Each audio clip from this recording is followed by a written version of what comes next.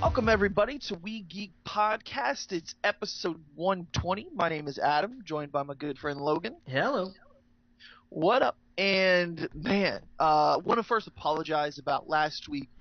Our schedules are just busy. But we're back. We're going to be consistent from now on. And now that we've got some stable now with my schedule. But dude, how's your week been? Crazy. Just work, and what's that? Oh yeah, more work. Oh yeah, man. Hell yeah. So much work, dude. But my schedule for the next 2 months is just crazy because of the holiday. Sure. Oh man. Yeah, we've got a sign-up sheet at work for my theater job for like pick a shift for the holidays, because you all said you'd work the holidays, but you get to choose your shift, and that went up a couple days ago, and I'm like, oh damn, I gotta drive over there and look at the sheet, and all the shifts I want are taken. Oh no, that's terrible. God damn. So it's like, well, hang on, just in case like these people don't show up or whatever, let me just put like a slash next to their name and write mine in too, like just in case.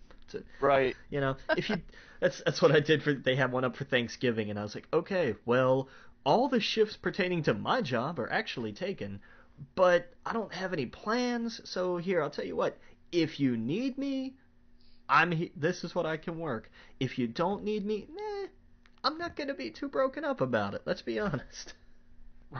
Right, exactly. Yeah, dude, we have like mandatory overtime where I'm at. So it's like, hey, make sure you add 2 extra days to your time this week. What? Like, man. How is that? What? Oh man, yeah, it's crazy. So looking forward to that. I'll probably be adding a few extra hours each day, so it's not one big day, but I don't know. It's gonna be crazy, but I can't complain. Work is good. And the one thing I can't complain about though is there are so many games that I want to play and there's no time. There's movies I want to see and no time. Oh my god, like it's gonna be busy for you, especially you got Justice League this week, right? Oh god, I'm not looking forward to Thursday night. People are still seeing Thor. I need to go see Thor. I know we're going to talk about it later. Oh, you haven't seen it yet. Damn. No, I know. Every chance that I went to go see it oh man, everything just fell through. It seemed like I made plans with somebody. We were going to go do it. Fell through. Okay, well, I'm going to go. And then someone else is like, yeah, let's go see it. Fell through. And I'm like, you know what? I'm just not going to make plans with people. I'm just going to go see it. So yeah. Damn. Yeah, I know. I'm sorry. I let my team down, but I will be seeing it. I'll be seeing that and Justice League this week. Good luck. Yeah. So, oh yeah, no, Justice League will be later this weekend. Hopefully we go see it early. I don't know. It's gonna be busy. I know. Yeah, Thor was my first introduction to, hey, here's what a fairly busy night looks like. Yeah. This, I imagine, will be worse in terms of more people, just because it's Justice League. It's gonna be big regardless of buzz one way or another. It's still gonna be big.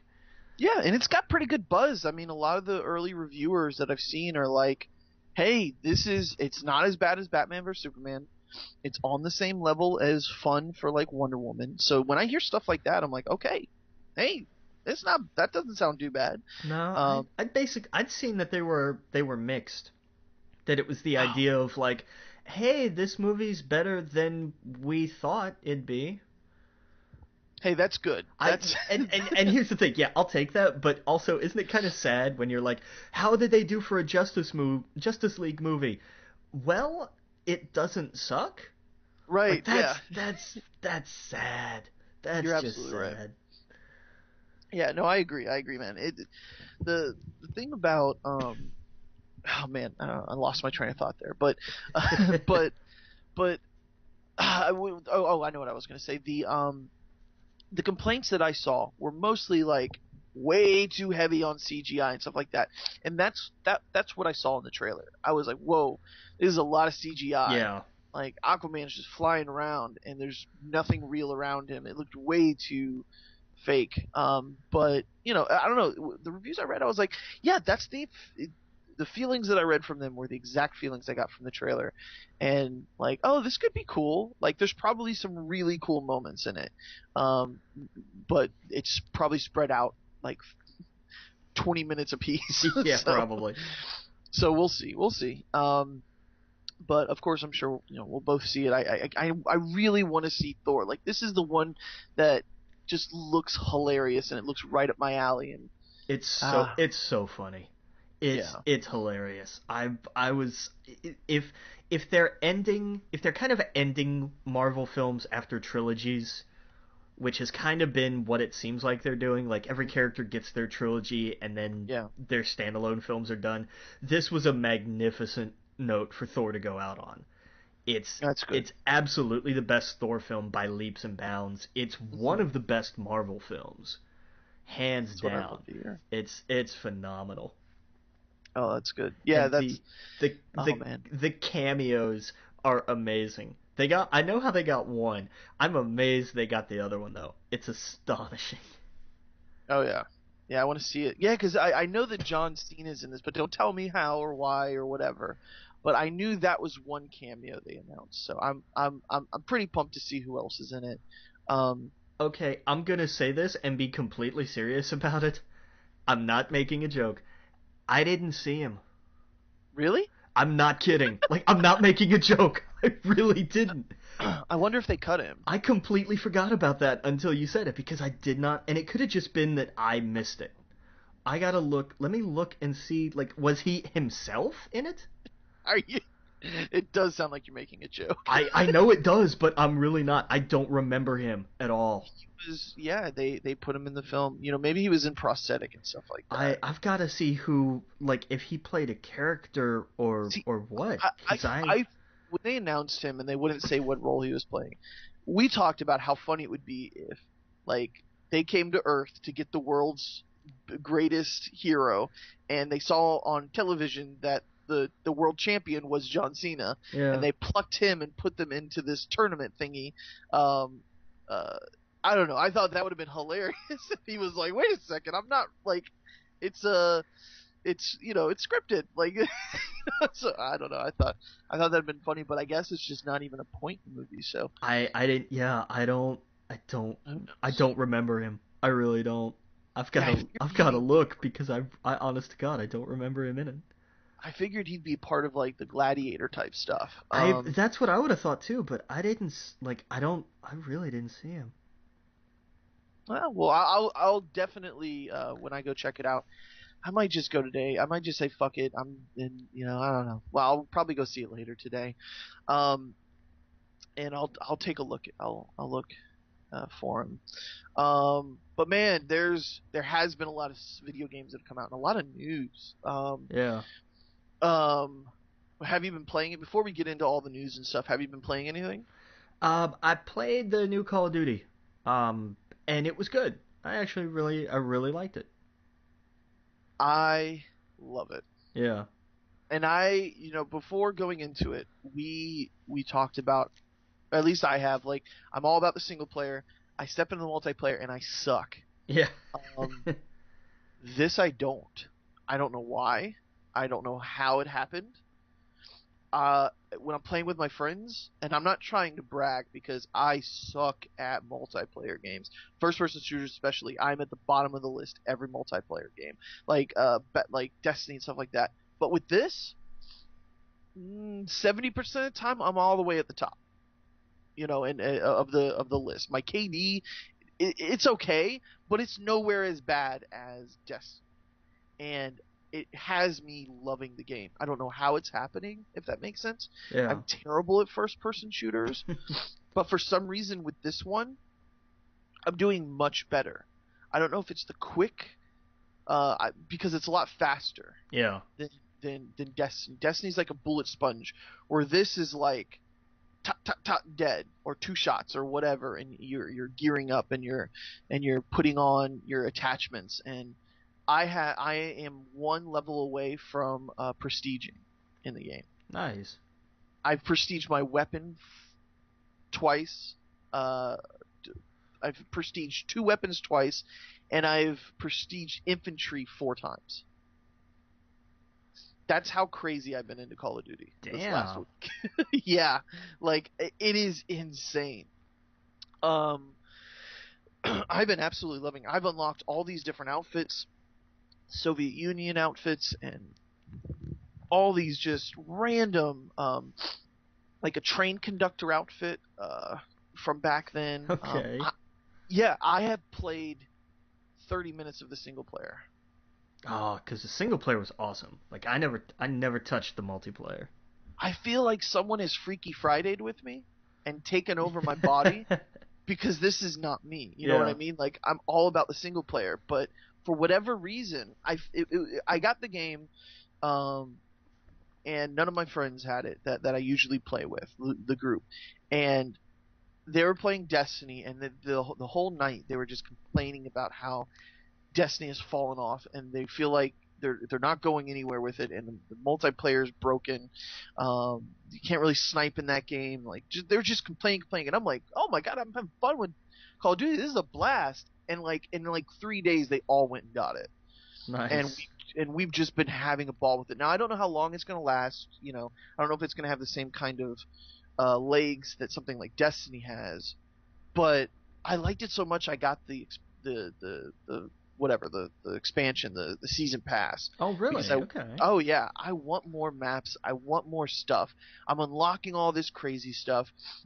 I know that right now you don't pay for loot boxes. I'm sure that's going to come Sure. eventually. I like how they're doing it though. I like how at least the first month or so it's all skill.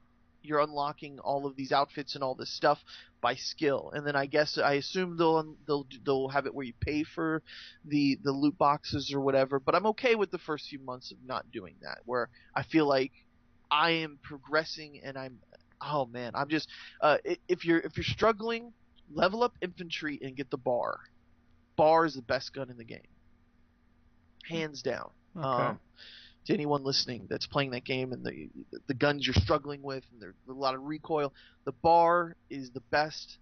So good, and that's what I've been just destroying with. It almost feels like I'm cheating, but yeah, man, I've been having a blast with that. Holy shit. Anything else you've tried? No, I think that's been it for this week, I think. Okay, I have a few more. I've been talking about Mario Odyssey. I think we talked about last week, right? Yeah, a little bit. Yeah, having a blast with that. I'm on Nice. the level with lunch. You're like they're stealing food or something like that. So the whole level there's tomatoes and all this crazy stuff. Oh, I am in love with this game, dude. Um, it it seems that for the last 10 years or so, maybe more than that, it's all been open world games, right? That's been the big thing. Open world games, open world games. Everything has to be a Grand Theft Auto like game, right? Right. Nintendo has waited a very long time to do open world games, big open world games, and I think the big one this year was Zelda, right? Yeah. Mario is very much like Zelda in that way, where Okay. everything on this map is there for a reason. Everything you see, everything you do, it's not apparent at first, but you'll be like, how the hell do I get on top of that? That doesn't even make sense. And it makes sense later in the game. You might unlock something that allows you to get to it, or you would do something else in the level, and then like a mountain appears and it allows you to go up it or whatever. Like, but at first you're like, okay, everything you see at a distance, there's something to do, and there's some cool mechanic.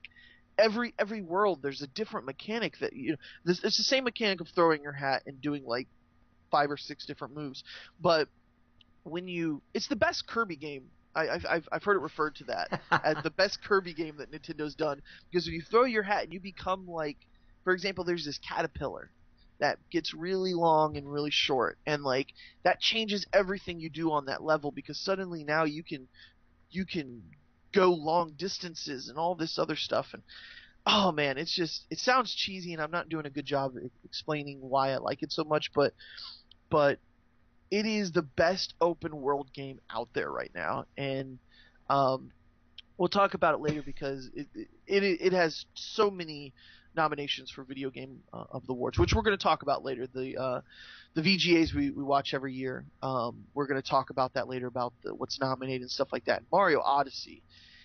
It is a treat. It is an absolute treat. I think if you have an Xbox or if you have a PlayStation and you're thinking about getting another system, highly recommend getting the Switch if you have one of those two other things, because there's just no one else is doing games like that, and it's a real treat. So that's what I've been doing when I'm not Call of Duty. It's a nice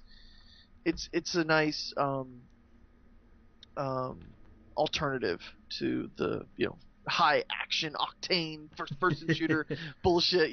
Right. It's a nice thing to relax with. The other thing, and I'll briefly talk about, because I know we're going to get into the news, is I got Doom for the Switch. Oh, and how is it? And see, I hate to have to say this. Uh-oh. And I love Doom. Obviously, I bought it. This is the third time, because I have it on PlayStation. I have it on PC. I love it. It's my favorite on PC because of the controls, and that's what I'm getting down to this with. I'm sure if you play Doom on the Switch on the television, it's probably great if you have like a pro controller. Yeah. That's the way to play this because of the way the analog sticks are. You can push the analog sticks forward. On a Switch, the analog sticks are not like the analog sticks on a PlayStation or the Pro controller.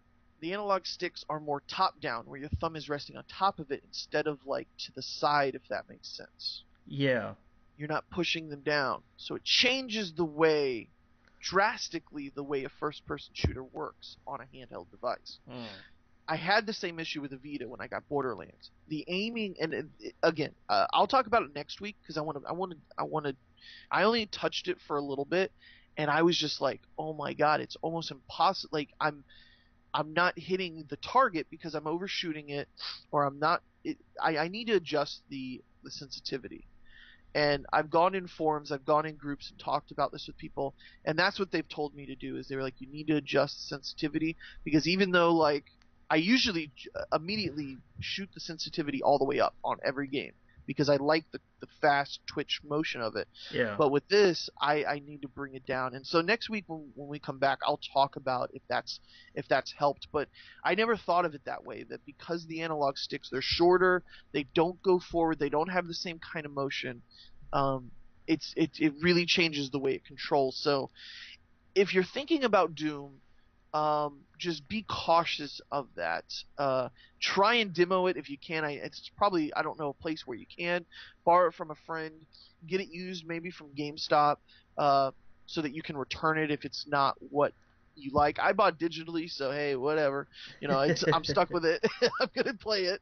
But I love the idea of killing demons while taking shit. So. Well, there you go. That should be the tagline right there. Kill demons while taking a shit. Like Exactly. Oh yeah, but now, from what I understand, and this now has me worried about Skyrim. Skyrim, in some ways, is a first-person shooter with the magic stuff.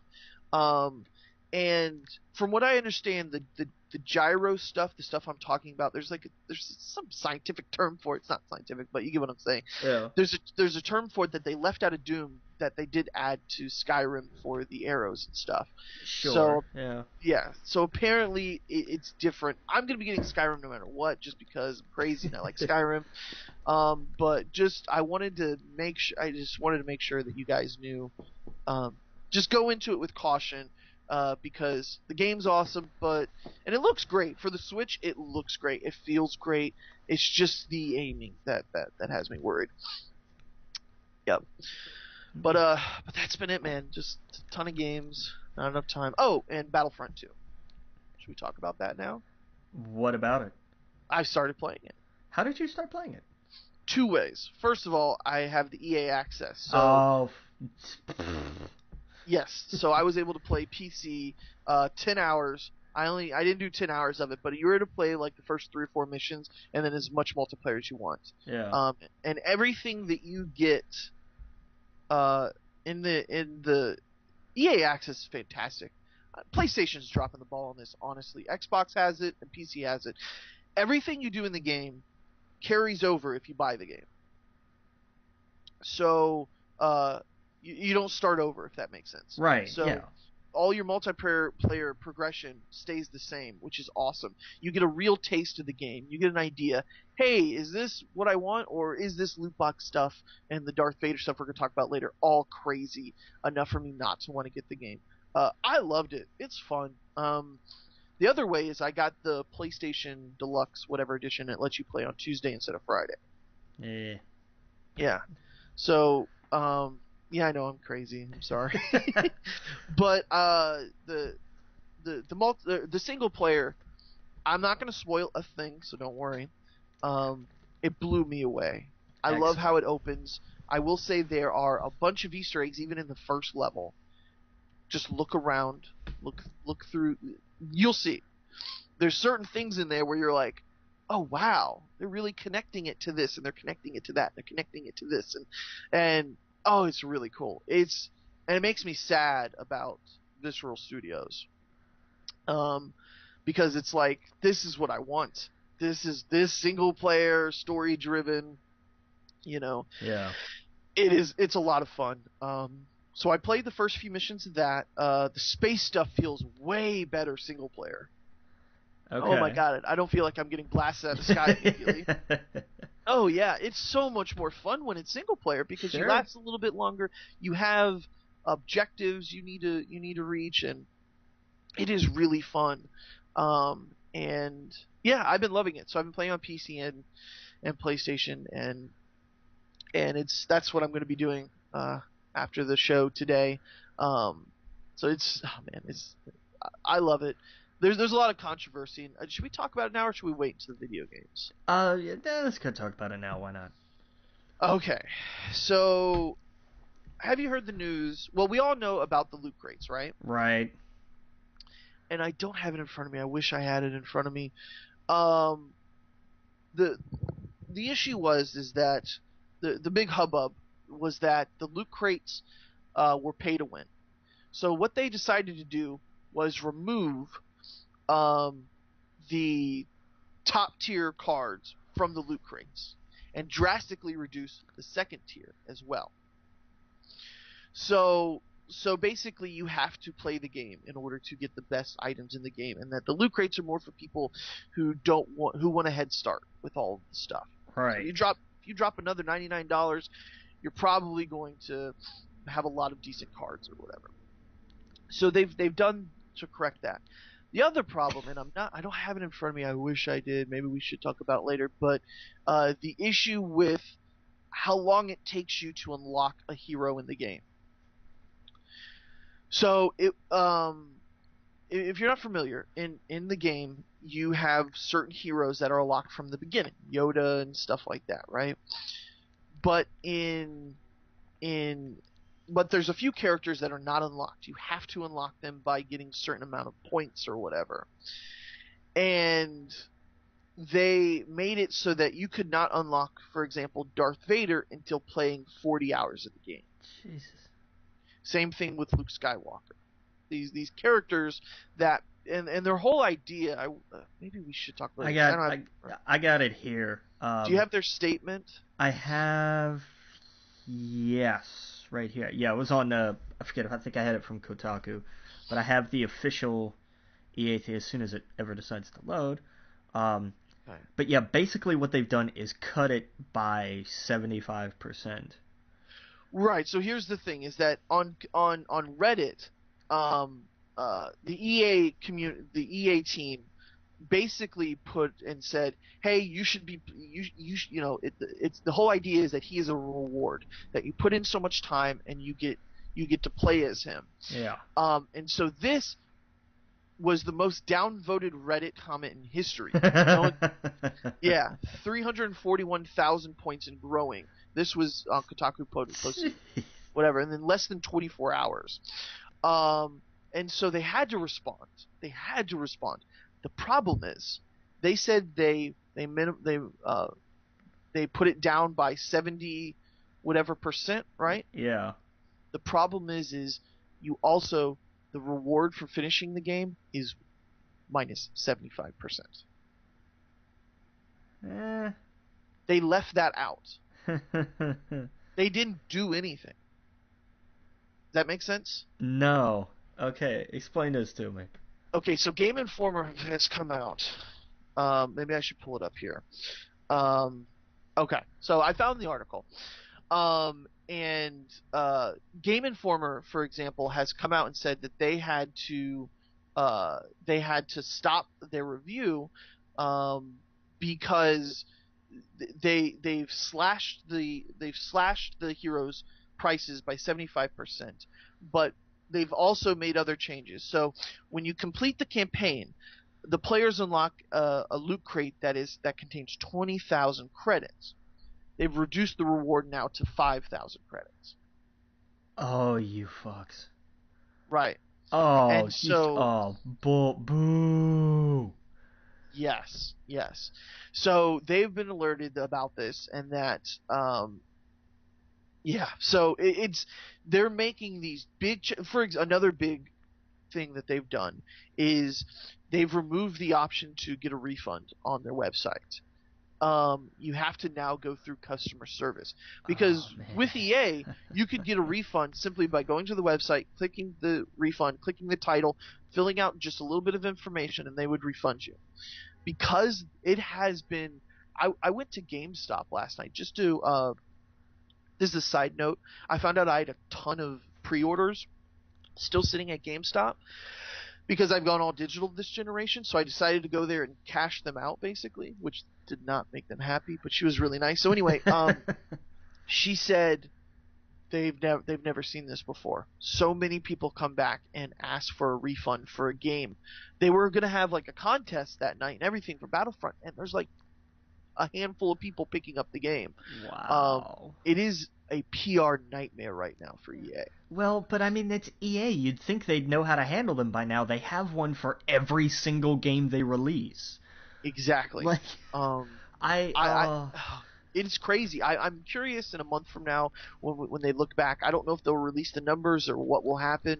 I'm curious at what this does, because and there's also the extremes, which I'm not happy with. There's a lot of people out there giving the devs death threats and acting like lunatics. Yeah, gaming community. I hate it, but I mean because the problem is our crazies are very good at using the internet, and that's just, and it's bad. It just sucks. Yes, and so this stuff that's happening with them, it's really bad, and I'm part of the problem. Look, man, I bought the game. I'm part of the problem, but I'm also a huge Star Wars fan. I'm of the mind you shouldn't support stuff like that, but at the same time, I'm of the mind like I'm not going to buy the loot crates, so it's not going to be an issue for me. I don't know. It's really tough because what they're doing is very. In one hand, it's like they're trying to be like, okay, we're listening to you, and they did come out and make a statement about how they were listening and how they've adjusted it. But like I said in the Game Informer, they didn't talk about how the reward they reduced as well. Yeah, that's so slimy. Yeah, that's what happens with EA, and I don't mean like they do it intentionally, maybe, but it always seems like they screw up.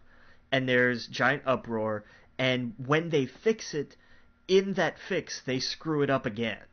Like it's what happens every time. Yeah. And I just I don't know, man. And this is unfortunately the direction EA's going. Activision, everybody, because they see how much money there is to be made. Yeah. EA knows they can do this with the Star Wars franchise because they know it's going to sell. Yeah. like hotcakes. They can't do this with Mass Effect, and that's been proven. You Yeah, know what I that. mean? A Uh-huh. franchise that was at one time lauded as one of the greatest trilogies, right, of video game history, and now look what's happened to it. Yep. Um, Star Wars, they know is nothing's going to tear that thing down. It's It's still a going to sell like crazy. Yeah, it's a license to print money. They Exactly. put something And out and slap Star Wars on it, and it's gonna sell. Period. right. So I know we went too long into it, but I wanted to talk about that because it's been kind of taking the internet by storm. Of course, people just outraged and whatever. And man, I think there's bigger fish to fry. There's bigger issues in the industry, but it's man, yeah, it's crazy. So yeah, so we'll see. Let's see here. All right. All Yeah. right, so let's get back on track. I apologize.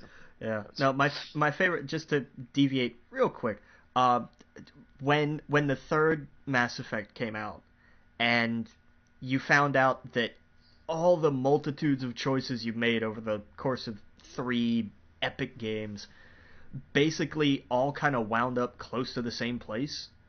Oh wow. The best thing I ever heard, and I don't know if this was true, but I want it to be because I love this story. Somebody, because your ending choices, whatever it was, you went to whatever thing was, like there was a red one, a green one, and a blue one, and that was, I forget exactly what they were, was buttons or pylons, whatever the hell it was. Mm-hmm. Somebody had sent like a shit ton of cupcakes, which each of those color frosting on it, Mm-hmm. but they were all vanilla. Oh wow. And I loved that, the idea of like, no matter which one you pick, it's the same thing. That's And great. I love that, because that's the right kind of pettiness for me. Right. Like, that's something that's creative and just simple. Like, it's just so brilliantly elegant. It's like, hey, everything you've done, yeah, you kind of wind up at the same place. Oh, you want one of three different cupcakes? They're all exactly the same flavor. Right. Right. Yeah. No, Uh, that's absolutely true. I think a game that's doing it really cool with decisions is Wolfenstein. Um, Depending on who you save in the game, that character's arc it's huge. yeah. Like I want to say this to anyone playing it, and you don't know who to decide, the old man or the kid. I can briefly talk about just a little bit of what the kid. If you saw the trailer and you saw the guy doing acid and stuff like that, and you want that experience in the game, pick the kid. Because the guy, apparently, it's a completely different story. It's fun, it's wacky, it's whatever, but that's how drastically the game changes. Nice. There's stuff you just won't see if you don't pick his character. So I think that's cool, and that's what it sounds like Mass Effect should have been. Where if you made different decisions and choices, there should be a drastically different game, or paths to take and to do. Right. Sucks they didn't do that. Yeah, bummer. Yeah. Well, we'll get back to video game news shortly because there's a ton. I mean, they had BlizzCon and everything else, so there's a bunch of video game news to talk about. But let's get into some movie news.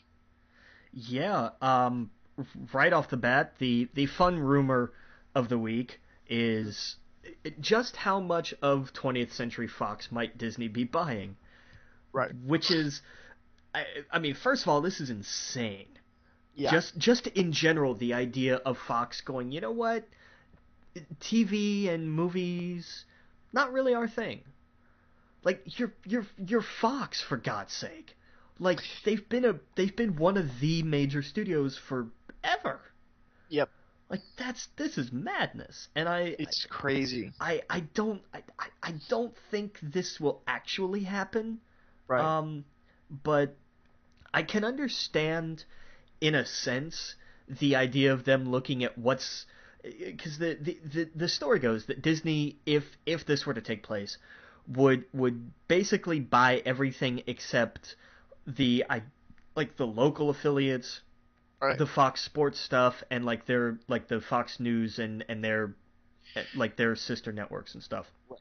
Which, from on the one hand, I can kind of understand, because movies are a hit and miss business, and sometimes even if it looks like it's a hit, it turns out, oh hey, you actually lost money.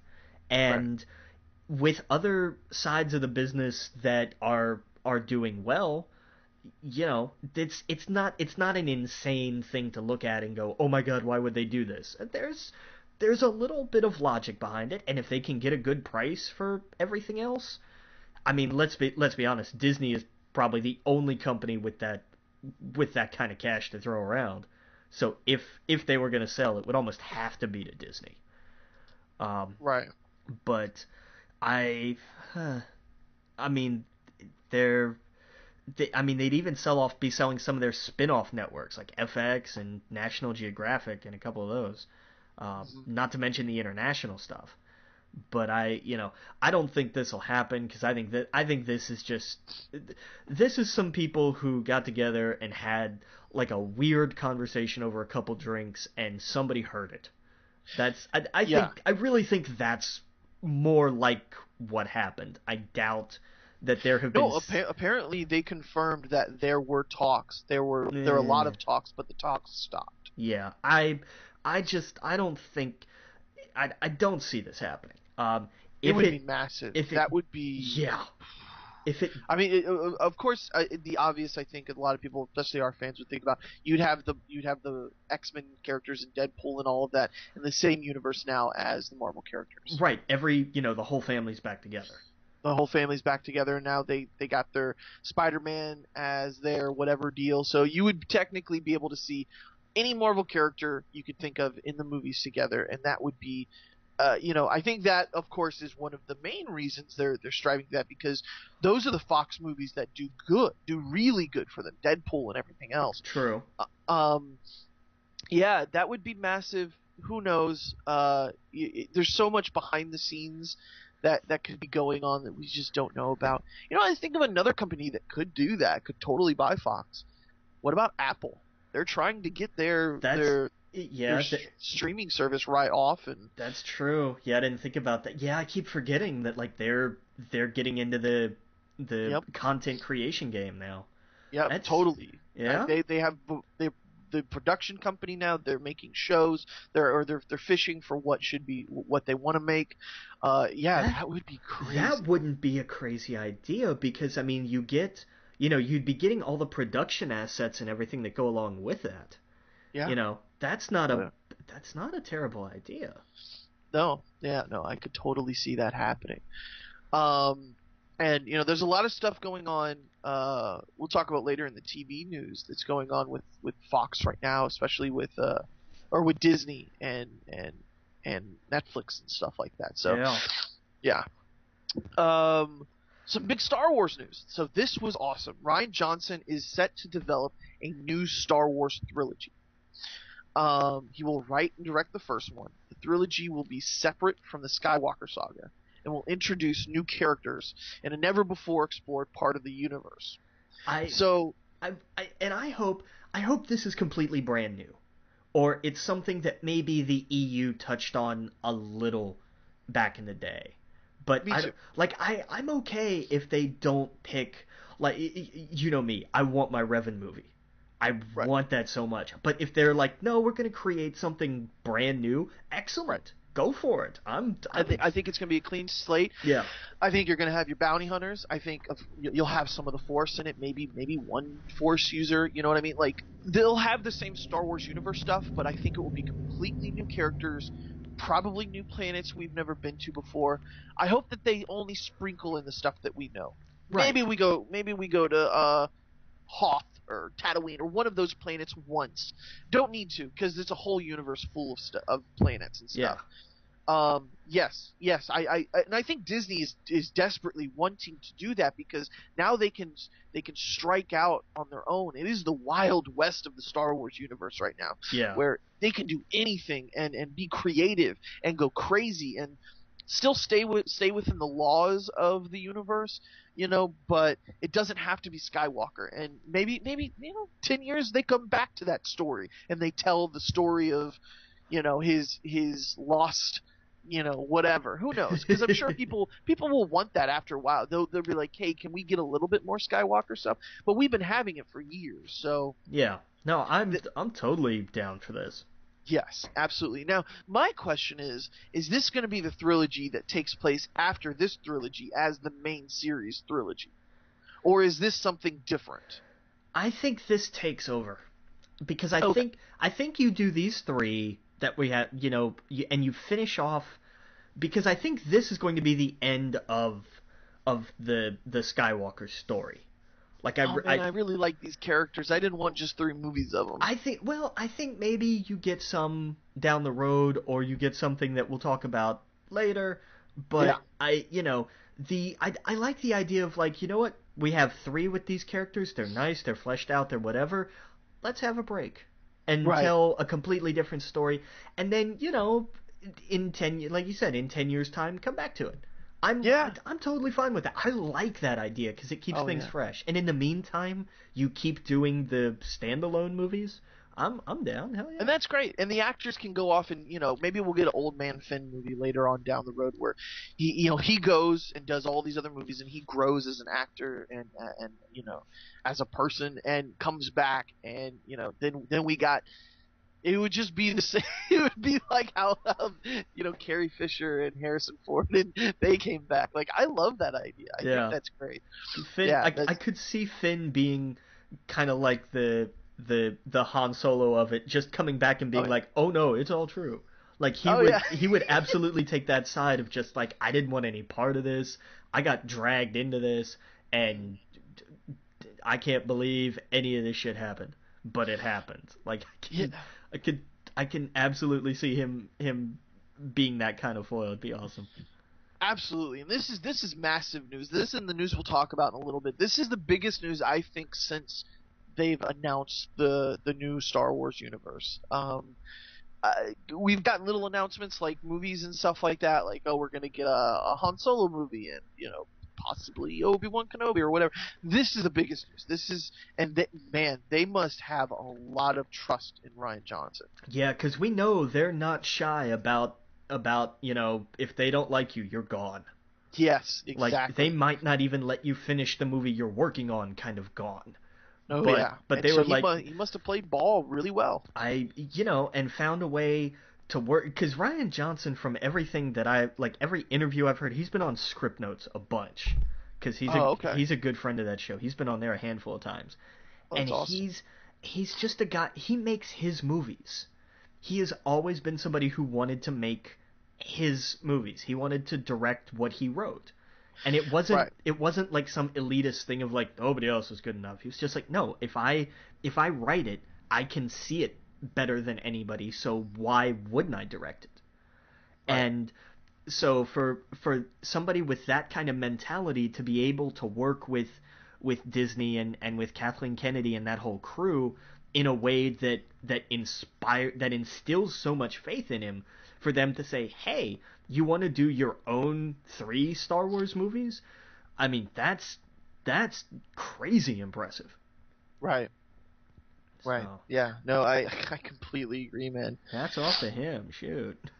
Yeah, it's man, it's great news. I'm excited. I can't wait for this. I it. Whew, I'm just super excited. It's a great time to be alive to get Star Wars, and I know a lot of people. I saw a lot of cynical people like, "Leave it alone. You're ruining something that was once this diamond," and blah blah blah. And I don't get that Then don't argument. watch it. Stick with what Right. you have. Nobody is forcing you to go to the movies and watch these things. You know, if Exactly. I think at the worst you could say the Force Awakens was an okay movie. You know what I mean? At the worst, you yeah, could say that it was just a decent Star Wars movie. And that I mean, we were given nothing for so long, and people were super critical of the prequels. Um, and this is nowhere on that level. You know what I mean? Like these movies and this Disney has taken such care of this franchise. Disney is not stupid. No, They no, know they know the difference between a cash grab and a long-term right, business plan, excuse me. They're And they understand that the best way to make money off of a Star Wars franchise is to make good Star Wars content.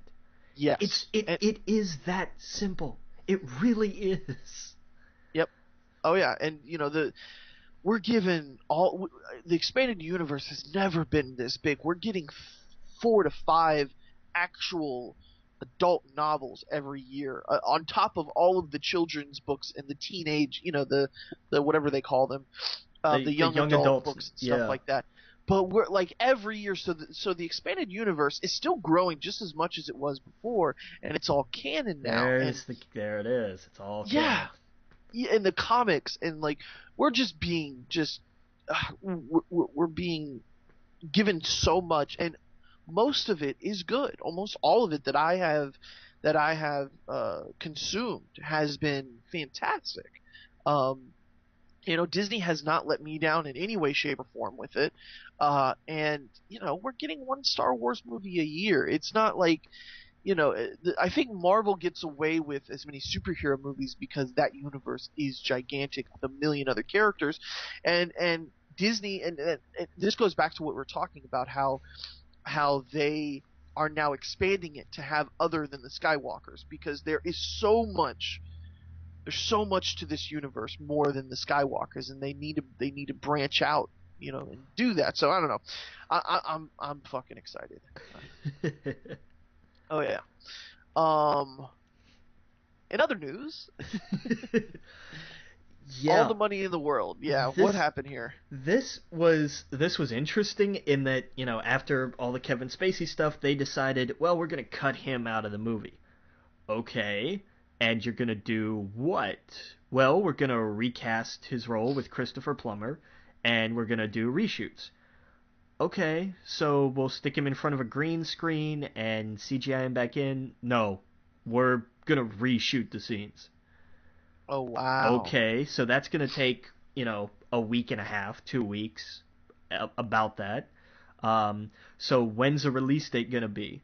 Well, it's December, whatever the hell it is. I forget. I don't have it in front of me. I think it's That's 22nd. crazy. But wait a minute, that was the original release date. You can't have this thing reshot in 2 weeks and edited and back in the can and ready to go by the original release date. Yeah, we can. Okay, well now I have to see this movie. Yeah, I, that's insane. I'm that's surprised they didn't push it to next year. that's the award season, like they. Oh, that's But I mean, true. even then, that's why you have, in select theaters in New York and Los Angeles, December 19th, wide release February 20th. Like that's why Oh, so many movies do that, where it's like, well, gotcha. we met the minimum so we can have Oscar consideration, but we want some more polish on it before it goes out to a wide audience. But they're not doing this. They're saying no, it's gonna be out when we said it was gonna be out. That's insanity. It's madness, and I really can't wait to see it now. Yeah, Because that's holy hell! crazy. But I mean, honestly, the movie was not even on my radar until all this stuff. I I had seen a preview for it before all the madness started, and I thought, oh, you know what, this looks kind of neat. Like I would, like if I had the time, I would check this out. I wouldn't have made a big deal about, like, oh, I gotta go see Right, this. right. But then there was the craziness, and I thought, well, check that one off. It's done. And then they've Yeah, done this, and I'm like, I need to see this just to see how this turns out. Like, it's, yeah, for me, this is now more about the movie making process than the movie, and I hope that in that I actually enjoy the movie. Where it's like, oh, you came because of the drama, stay because it's a good film. That would be right, awesome. right.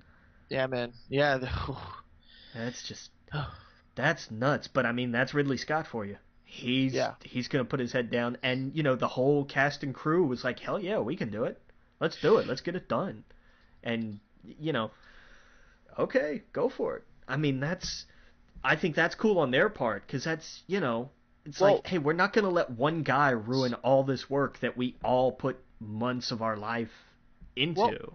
well. Did you hear about what Gal Gadot is doing? I did, and I'm sorry I didn't put this in the notes, but I think that's badass. Yeah, She's like, Yeah. I'm not coming back for another Wonder Woman movie if Brett Ratner's attached. Yeah. Um, And if anyone can put their foot down, it's going to be her. yeah, You know. and I think that's in so many ways it's perfect. Yep. Not just in terms of, oh, it's a big franchise, oh, she's a big star, oh, she's freaking Wonder Woman. So Wonder yeah, Woman. like it worked on every level. It's like Yeah. that's it. Get the hell rid of him. Yeah. They have no choice now. There would be such a. I would not go see another Wonder Woman film if they decided to choose him over her. If DC chose him over her, Backlash. the entirety of their movie universe is dead because the Yep. backlash would be absolutely Well, insurmountable. did you hear what happened to DC Comics? I did. I've got it down here. Oh, it's there. Okay, Yeah. yeah. Well, we're talking about it right now. They fired one of their editors, one of their big editors, for sexual harassment because there was three different women. Eddie, I'm not gonna pronounce his last name. Berganza. Yes, top editor of the company, who oversaw Superman, Wonder Woman, and other properties. Now gone because of that. He's been overseeing Metal. Oh wow! Oh, that's right. They did Yeah. show that comic as one of them. He's been on Metal, but yeah, there was a BuzzFeed report that came out about women who eventually, I think all of them actually left DC because of this. My God. And That's insane. and because he kept getting promoted, and even in the midst of actual HR complaints, he wound up being, like a step down editor from the promotion he was headed for. Like, it was like, oh, we're not going to promote you to this level, we're going to promote you to like the one below it or something instead because of it, which is still just it's gross. It's absolutely disgusting. And It is, and I think it's now we know this is not a Hollywood problem. This is just a societal problem. this is a men in power problem. Yes. It's And real fast, I'll touch on IGN is having the same issue right now. I don't know if you saw this, but a former staff member ended up leaving over harassment. The person who was harassing her, Vincent Ingantino, I'm terrible with names. We all know this, but Vincent, you might have seen him. He's done a lot of reviews. He was on a lot of stuff. He was let go of the company earlier this year, for just because they were downsizing or whatever.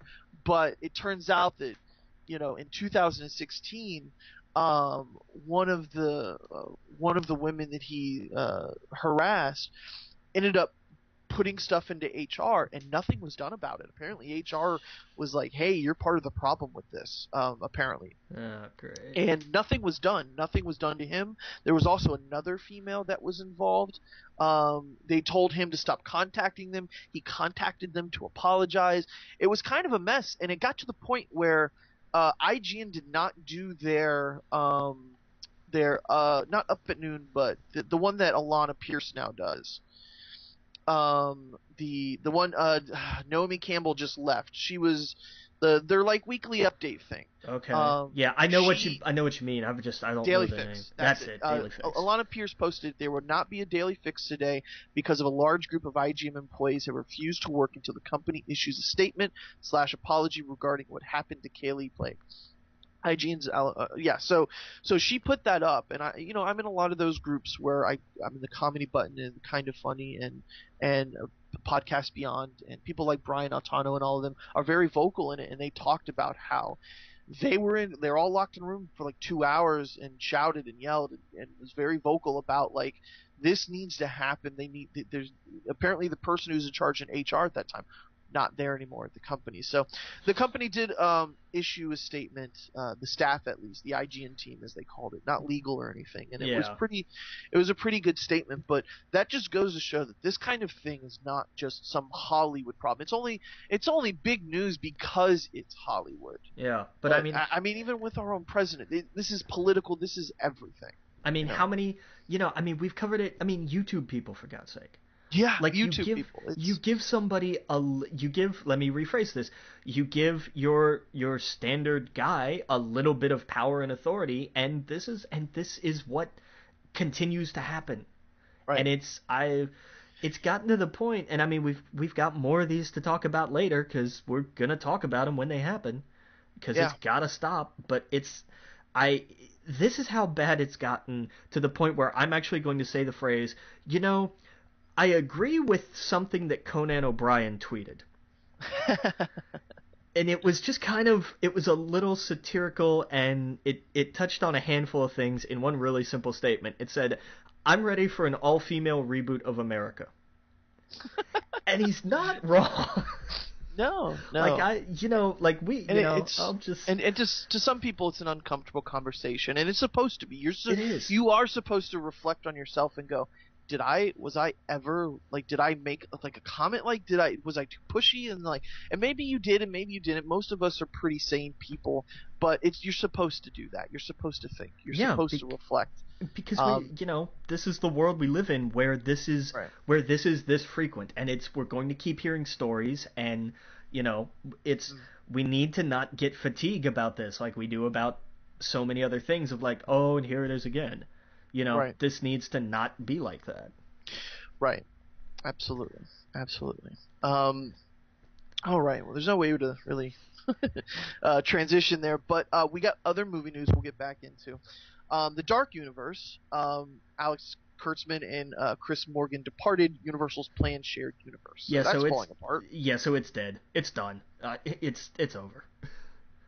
Yep. They'll still make the movies, I'm sure, but the idea of and it's all connected in some... No, that's done. It's over. Yeah, it's a shame. That's a shame. Yeah. Oh well. Yep. Justice League news: film production budget reportedly around $300 million. So you figure probably another 200 for advertising at least. Oh yeah. So you figure this film cost $500 million. Yeah. And look, it'll make it back, I'm sure, but I don't think it's going to be near as big as they wanted it to be. I don't. Mm-hmm. I think it's going to be big, but it's not going to be... This movie should make Avengers money.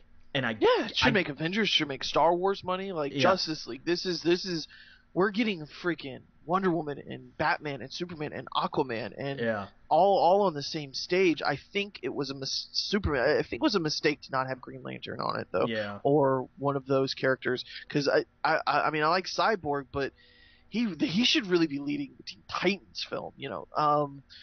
That's when you see the poster, you're like, where's Superman? Yeah, that's the biggest. I mean? That's the biggest thing of you can't have a Justice League without Superman, and they really shot themselves in the foot by how they, the whole Batman versus Superman, and they've all, you can't really break down the continuity in the DC films anymore because they're rewriting it as they go. It's worse than what happens sometimes in the comics.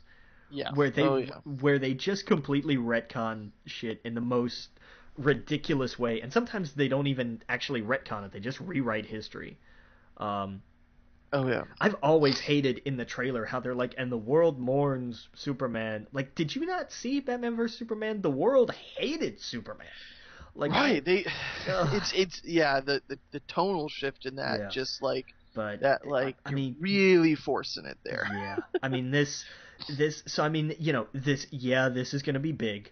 It's going to make huge money, but it's not going to make Avengers money. It won't. I'll guarantee that. No, definitely not.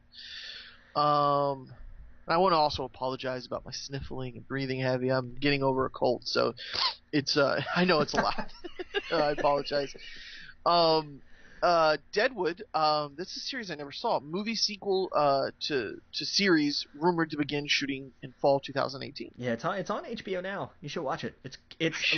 I've watched the first one, and it's another one of these. It's old HBO. It's this is going to be a slow burn drama. It's going to be The Wire, like Us, all like The Sopranos. It's old HBO. It doesn't. It's not going to hook you right out of the gate. It builds and it builds and it builds. But it's it's also up there as one of their best shows and one of the best shows. Yeah. I mean, they've been talking about a Deadwood movie forever. Right. Oh yeah. Yeah. No, That's just something that's always eluded me, but I'll get to it eventually. There's too much stuff out. I hear you, man. Yeah. Metal Gear Solid. Get some Metal Gear Solid news. Kong Skull Island writer Derek Connolly to write the MGS film. Yes, from Kong Skull Island director Jordan Voight Roberts. So they're back together again. This is a movie this is perpetually going to be on one of those I'll believe it when it actually comes out. Yeah, totally. Up until you can give me production stills, you can give me a trailer, you can give me posters, you can give me a release date. I'm never gonna believe it until I actually see it. Right. And the writer and director, like when I saw Kong Skull Island, I could totally see that being Metal Gear Solid. Yeah, absolutely. The look, oh yeah, that's great. A Black Adam is rumored to be villain in Suicide Squad 2. Yeah. Okay. Sure. Why not? Put the Rock in everything. Yeah, that would make that movie a lot better. I think. Yeah, I agree. Yeah. Oh man, then that means we'd get Will Smith and The Rock in the same film together. Two big action stars. That'd be cool. Oh hell, Jesus! Oh god, he goes from Tyrese to Will Smith. Great. I like Will Smith. I do too, but just like I'm just looking at I'm just thinking of the jokes, Oh yeah. They would be really well together. I think. I would actually want to see that. Now, the more I think about it, the more I think like there's a trio: Will Smith, The Rock, and Kevin Hart. Oh my god! Can you imagine them? Oh my god, that actually would be really cool. I would actually want to see that. I'd go see any movie with the three of them starring in it. Oh my god. Hell yeah! Go ahead and take this one. Put The Rock in Bad Boys 3. Right? Yes, of course. There it is. Yes, that's perfect. There it is. He's the new rookie or something. Oh man. Oh.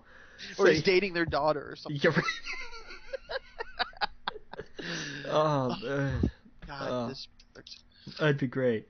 But yeah, so over at Paramount, they've decided that Are You Afraid of the Dark needs a film reboot. But interestingly, I like where they're going though, because they hired Gary Dalberman, who wrote Annabelle Creation and did the screenplay for It, to write and produce. Well, that's cool. That is good news. I like that news. Yeah, man, that intro, yeah, and then the oh man, it's so good, so good. Absolutely. Go ahead and take the next one. Yeah, and speaking of Paramount, their global market, and I wanted to make sure I got this right, global marketing and worldwide distribution chief, a woman by the name of Megan Colligan, bailed.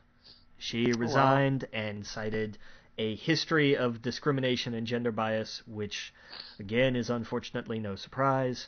But I mean, this wasn't somebody who was like assistant or like a junior executive. This was somebody big. Yes. And she was like, "No, they treat me like shit here. I'm out." Right. I'm like, "What? God damn! Just It's crazy. Did you see the Flash showrunner was suspended? I think do we talk about that? I don't know. Damn, did I not put that down here? I thought I put that one in here too. Well, we're on TV news now, so that's crazy. Yeah, Flash and Supergirl showrunner. His name eludes me. Andrew Kreisberg. Andrew Kreisberg, yeah. Kreisberg, yeah. Oh man, yeah. That's big. That's massive. He co-created Flash, Showgirl, Arrow, and DC Legends of Tomorrow. And is also apparently a creep. Yep. So bye. Don't let the door get shown away out. Exactly. Just it's just gonna keep getting worse because we're gonna keep hearing about it because this is just, and it's gotta stop, man. It's just gotta stop. And I think like we see big time celebrities talk about it. We see the news talk about it, and it seems crazy. It's very important that as much as they say stuff, it's what you say. It's what you say in conversations to your friends and your family members. You know what I mean? Like, it's important that on the street level, that in your life you talk to people about this and you make it known that it's not okay, because that's where it's really going to affect you. Yeah. And affect your surroundings and the people in your surroundings. And so I think that's super important. because this stuff on the big level, it's important that it's happening right now. It's extremely important, but I think it's also very important that on your personal level that you see this kind of stuff and you're vocal about it, because it's crazy. It's getting nuts. But all right, so yeah, so back into some TV news. This was massive. This is we have two giant pieces of TV news this week. Yeah. Oh yeah. And this was crazy. It was a rumor at first, and if we had done the show last week or even earlier, like over the weekend, it would have still been a rumor. But like it only broke like yesterday. Right. That Amazon has officially announced, like, oh no, we have the global television distribution rights for Lord of the Rings, so we're doing a prequel series. That is freaking huge. That's monstrous. I've seen some reports say that the deal cost them like $250 million, which I think is cheap in comparison to how much just making the show is going to cost. Oh yeah. This is not going to be they're going to really have to drive people to the service. Well, yeah, this is a no-brainer. If you don't, first of all, Amazon Prime you should have by now, people. Come on, right. It is such a great service. You don't have to drop the $99 on the table. You can pay monthly. I think it's like $10 a month or something. It is such a fantastic service. Not only do your packages in like 2 days, but they really do have some great streaming options and shows and movies and stuff like that. And this is them putting their dick on the table, with Netflix and HBO Go and all of that, because this is their Game of Thrones now. And, this is going to be massive if they do it right. Do you think they're going to get Weta in the same, or do you think they're going to be all new? Do you think they're going to go to New Zealand and shoot this? Oh, I don't know. You kind of have to, I think, or else it's not going to look right. Right, you're right. Well, you could recreate that anywhere. Yeah, but I think it would be, I don't know, man. Those vast scapes, I don't know. I think Amazon's a company that could do it. They have so much money, just like Apple. They literally could do that if they wanted to. I think, they absolutely could, and I think they should. It'd be a shame if they don't. I think, because when you think Lord of the Rings, 99% of the people on this planet, well, there's a lot that, of course, they think of the books, but I'm not talking about books. I mean, like, visual. A lot of people think about the movies not like, the cartoon or whatever movie. That movie is what sticks in their mind the most. Yeah. When it comes to Lord of the Rings. The visuals of it, of course. Obviously, the billions that have read the books have their own, it's in their own head what it looks like, but man, that look is just defines that series visually, I think, and so it would be a shame if they don't do that. I'm just wondering what story they're going to tell, because it's going to be set before the Fellowship, and it was funny because when I heard Lord of the Rings prequel, I immediately just went, you mean The Hobbit? Right. That was exactly where it went, but there's a lot of, I just hope it's not like the Shadow of War type stuff. Right, like little spin-off nonsense that isn't terribly important, really. Yeah, no, give me an adventure. Give me things that are loosely tied into Lord of the Rings, with the rings and stuff like that. But give me just a fantasy adventure set in that universe. Yeah. I don't know. I think that's awesome. It's a big world to explore. There's tons to dive into with that. I think just like with Star Wars, like we get the Skywalker fantasy, okay, we get Frodo and the ring and that family, but there's other stuff that happens.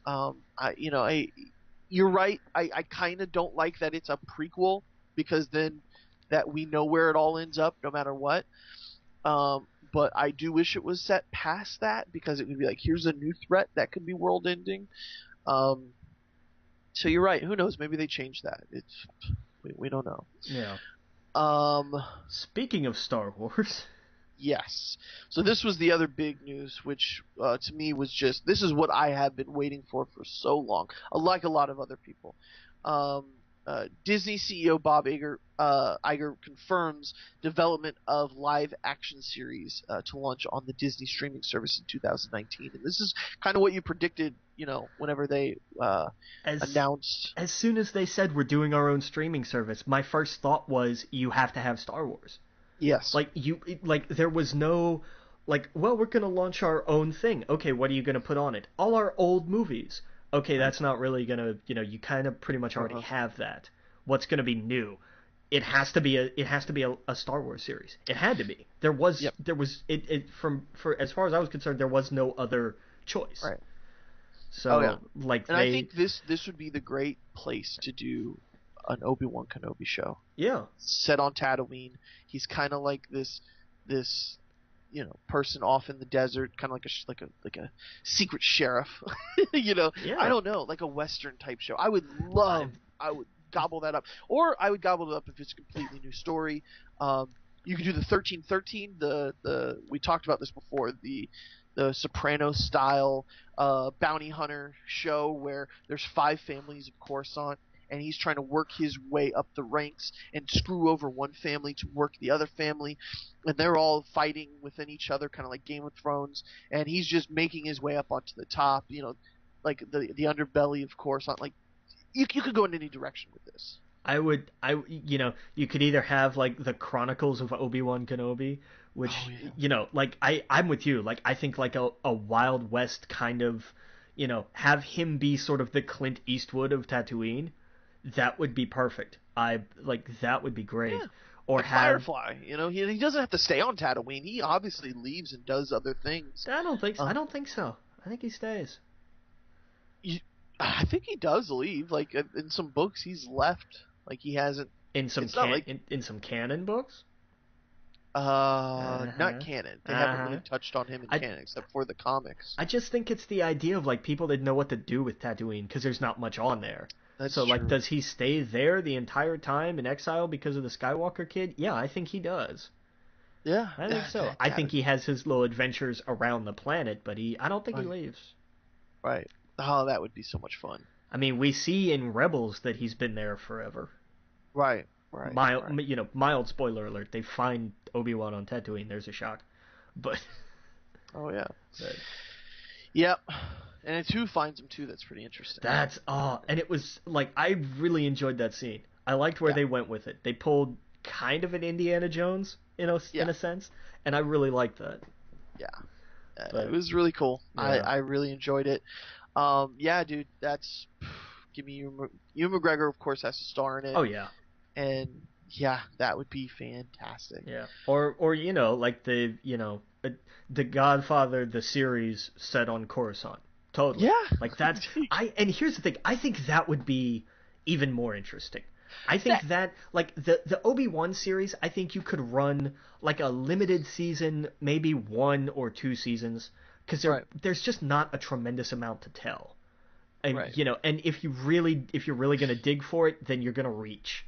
Give me an And anthology show where every season is different. yeah, and then but I think that a Sopranos style Star Wars show has Oh yeah. legs. I think that could go and go and go. You could do multiple shows. Like it could be like Netflix does, which by the way they're bringing the Marvel stuff over. It could be like that, where like you have different characters, different shows. Like it doesn't have to be just one Star Wars show. They could have a Tales from Mos Eisley or Tales from Jabba's Palace show, where literally you could do every episode is different for each character. But I think that'd be cool, like an anthology type series where each season it told a different pocket of the Star Wars universe. Um, I, like kind of like how they do the what's that horror show? American Horror Story, yeah. Oh man, that would be cool. I love the idea of one season is just like, okay, here's everybody at the bar at Mos Eisley. Nobody's talking to each other, it's not a big friendly thing, but here's the story behind each of these characters. Yeah. And just let that be the season. One episode for each one of them. Yeah. I would dig that. That would be really cool. That would be awesome. See, the possibilities are endless with this franchise, and we get so fucking giddy over it. I love it. Yeah, it's really cool. Yeah, man, I can't wait. I just can't wait for more. I want more. And like I said, they're bringing the Marvel shows over too, so that's officially ending as well. Yeah. I think with the Punisher. So it's going to be interesting to see, because I guess they would have to buy out the shows because the contract's over. but they would have to, or I don't know, I don't have the information in front of me, but essentially they would have to buy out the shows and bring those people over. If not, they would have to start brand new, which I hope they don't do. They won't do that. They can Yeah. they can afford to not do that. Right. They can afford to. I completely agree. I think they can afford to bring the shows over and continue on the Defenders universe, and just don't break it. And I don't think they will. They like what Netflix has done. I hate when people are like, "Well, they're gonna Disney-fy it." And it's like, it's been Disney for a long time now. Right. This is just gonna be. They're just switching to streaming service. They're not. Disney was always playing by their own rules. Yes. Let's remember this. It wasn't a Netflix series produced by Disney. It was a Marvel and Disney series that streamed on Netflix. Exactly. Right. And they're not gonna break something that's not. We got one of the darkest Star Wars movies. Probably the darkest Star Wars movie that's ever been under Disney with Rogue One. We've got a freaking Punisher TV series coming. Right. That is the be all end all of, oh, they're gonna Disney-fy it. They made a Punisher series. Shut up. Yeah, exactly. So I can't wait, man. The next few years are gonna be great for Disney stuff. So hope you have stock. I do. Yes, absolutely. CBS is working on a classic series, reboot of a classic series with Jordan Peele's Monkey Paw production company, Twilight Zone. The show would be part of CBS's All Access platform. That's awesome. This is when I heard Twilight Zone reboot, I immediately wanted to throw up, and then I heard from Jordan Peele's production company, and I went, oh, okay, right, excellent. Yeah, man. Hell yeah. I'm very down for this because Get Out was amazing. So that mind doing Twilight Zone, hell yeah. I'm in. Right, he totally gets the genre. Yeah. So that's perfect. It was, because it's great, because now the more you think about it, you're like, that was a Twilight Zone episode. Totally. It was a feature-length Twilight Zone episode. No question. Absolutely. Amazon has greenlit the Boys comic book series from Garth Ennis. I butchered that sentence, but yeah. So they greenlit the series. The show will be produced and directed by Seth Rogen, Evan Goldberg, Eric. What's his last name? Kripke to be showrunner. Jeez. So, have you ever read The Boys? I have read some of it. Yeah, it's gruesome. It's gruesome. But it's violent. It's very, I can see, Rogen and Goldberg are basically like, we have to bring everything Garth Ennis has ever done to TV. Yeah. Like that's the path that they're cutting. Do you think they'll get Simon Pegg? Oh, I don't know. Maybe. I would. That would be pretty sweet. Yeah, because I mean that's who they based. If you ever read The Boys, it's very clear the main character is Simon Pegg. Oh yeah, to a T. So, but it's 20 years ago Simon Pegg too. That's true, and he's huge right now. So I don't know if they'll be able to lock him in for a TV show. I'd like to see him cameo as something though, at least. Like that would be great. That would be cool. Or like the whole time someone just like, hey, you look like Simon Pegg. Or just like that would be hysterical. That would be great. Hitman, not only is they're making a new game, but the series based on the game is coming to Hulu. John Wick creator Derek Kolstad is showrunning it. They're making a new game? Yeah. Because, okay, I didn't know that. Yeah, the studio, hold on. Yeah, Square Enix. No, well... Oh, well, they had it, but then didn't somebody... No. Oh, hell. Either they bought it out or somebody else bought it out. Okay, yeah, so new hit game is in development. Developer IO... hold on.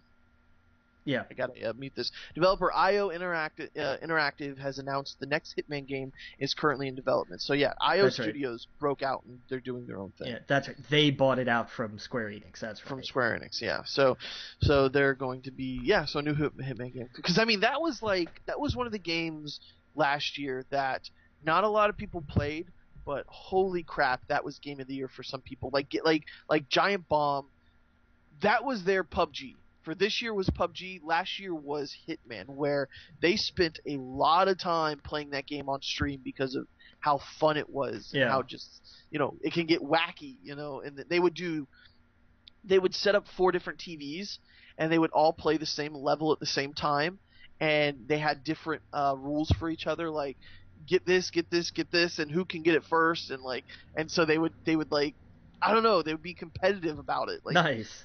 Yeah, that game goes places. It's funny. But yeah, so they're making a show on Hulu. By the way, Hulu is now on the Switch, if you didn't know. Oh, cool. There you go.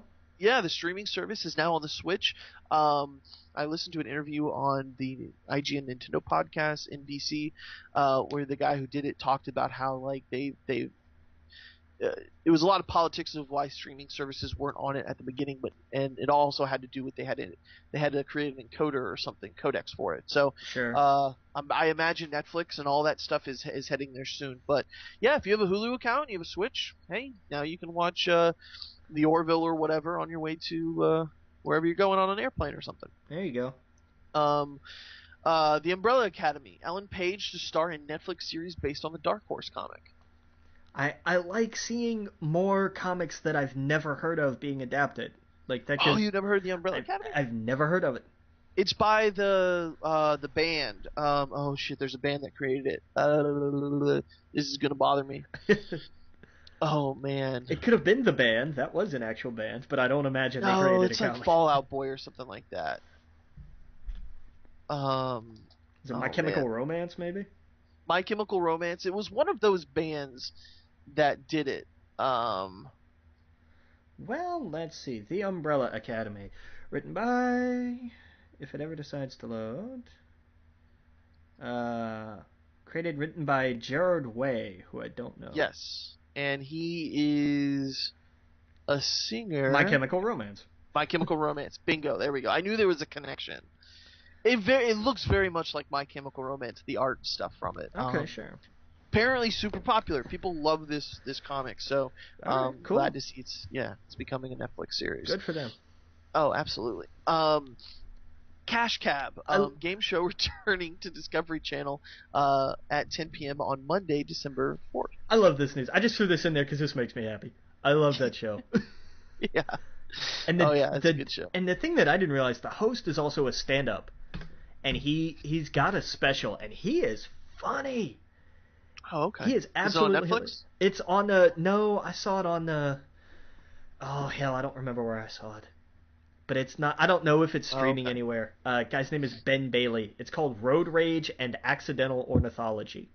Oh, that's great. It's hilarious. It's absolutely hilarious. Because the dude, I didn't know this. That guy is tall. Mm-hmm. Like 6'6" tall. Oh yeah. Like he's a big dude. Definitely. We'll get in some video game news. Did you see that GameStop temporarily paused the unlimited use games program? Yeah, I'd pulled that up actually just a couple minutes ago. Yeah, evidently their computers are too outdated to handle it. Well, yeah, they run like pawn shop computers, so they're probably still loaded with DOS. Like they're those things haven't been updated since the days of Hollywood Video probably. Oh yeah, definitely. But so yeah, that's going to be on hold till Christmas now, which sucks. Yeah. Oh yeah. Probably. Like there's been no we'll have it up and running by, but it's going to be end of the year. Oh yeah. Oh man, I just saw that Rocket League is now out on the Switch. Oh, there you go. Yeah, I'm curious how the controls are going to be though. That's my concern now. Now that I had Doom, probably fine. Like, have you played Mario Kart on the Switch? Yeah. Oh man, that's tempting. It's only like $14, or I think. Oh man, probably do it. Yeah, that's a fun game. Oof. All right, so some video game news. Niantic, a company behind Pokemon Go, developing an AR game based on the Harry Potter franchise. A game to be titled Harry Potter Wizards Unite. and released in 2018. As soon as Pokemon Go was released, the entire internet went, "We want a Harry Potter one." Oh, yeah. Immediately. And it took them, 2 years? Uh-huh. And now they're saying, "Yep, you're going to have one." Cool. Well, there you go. Excellent. I'm wondering if it's going to have the same cultural impact. I doubt it. It's not going to be near as big, but right. I think this is going to be like more subdued, kind of like everybody kind of plays it, but there's not a giant mad rush to do it. Well, I know we're going to be playing it. Oh yeah, oh hell yeah. With it. But I think this will definitely have legs. You know, it'll be like Pokemon Go was in the beginning. All like everybody's gonna play it, and then it's gonna taper off. It's just gonna be how it goes. But I'm curious to see exactly what it's gonna be. Oh yeah, it's same here. Man, yeah, I got a new phone for Pokemon Go. Probably have a new one for that one too. Was it 2018? Yeah. Yeah, I got to upgrade. But man, that's cool. We got EA announced UFC 3, February 2nd, 2018 release date. Yeah, cool. That's a lot sooner than I was expecting, really. But yeah, I forgot when 2 even came out, so yeah, how much attention I was paying. That's a game a lot of the wrestlers play. Yeah, because I know a lot of them played Madden. Oh my God, did you see the last Madden video uploaded to Up Up Down Down? No. Oh, you gotta watch it. It's so good, and you won't you're gonna because of who's playing. You're gonna the whole thing is great, but especially by the end, it's just amazing. It's so great. Yeah, I gotta check it out, man. Yeah. I love watching them because they go, they Madden it. Like, they go hard playing Madden, like you would expect, and it's always funny. Oh yeah. Absolutely. Let's see here. We got Respawn Entertainment. EA acquires Titanfall developer. Yeah, EA bought Respawn, so that franchise is now screwed. Oh. Well, it only makes sense. EA didn't have to buy them. They publish all of their games. Right. It was basically a formality, more or less. I think what happened, here's my theory, and it's not my own. I heard this from a lot of other people too, so just want to throw that out there. They just destroyed Visceral. They just buried it, right? Yeah. Rumor is that they looked, because Respawn is making a Star Wars game. We seem to forget about that. I do, at least. Yeah, true. They have a Star Wars game in production right now, a single-player Star Wars game. Rumor is that they looked at what Respawn was doing and was like, okay, you guys are doing it right. And they looked at Visceral and it was a mess. Rumor is this was them putting their ring on the finger. They put a ring on it with them. They were like, okay, let's make this official. Fair enough. They saw what they were doing with the Star Wars game. They loved the Titanfall franchise. They saw the Titanfall numbers just did not do good. For whatever reason, those games don't sell, and those games are fantastic. They're are really good. Games. Yeah. But as much as you tell people that, it's not Call of Duty to them, so they don't care. They put their nose up at it. If they had just found a way to brand it Mech Warrior instead of Titanfall, I guarantee you that would have driven up sales. Yeah. Change nothing else, just the name, and it would have sold better. I guarantee you. Oh yeah. So I'm excited for them. I hope like you said, we could totally be cynical about it. EA loves ending studios, and I hate that. Yeah.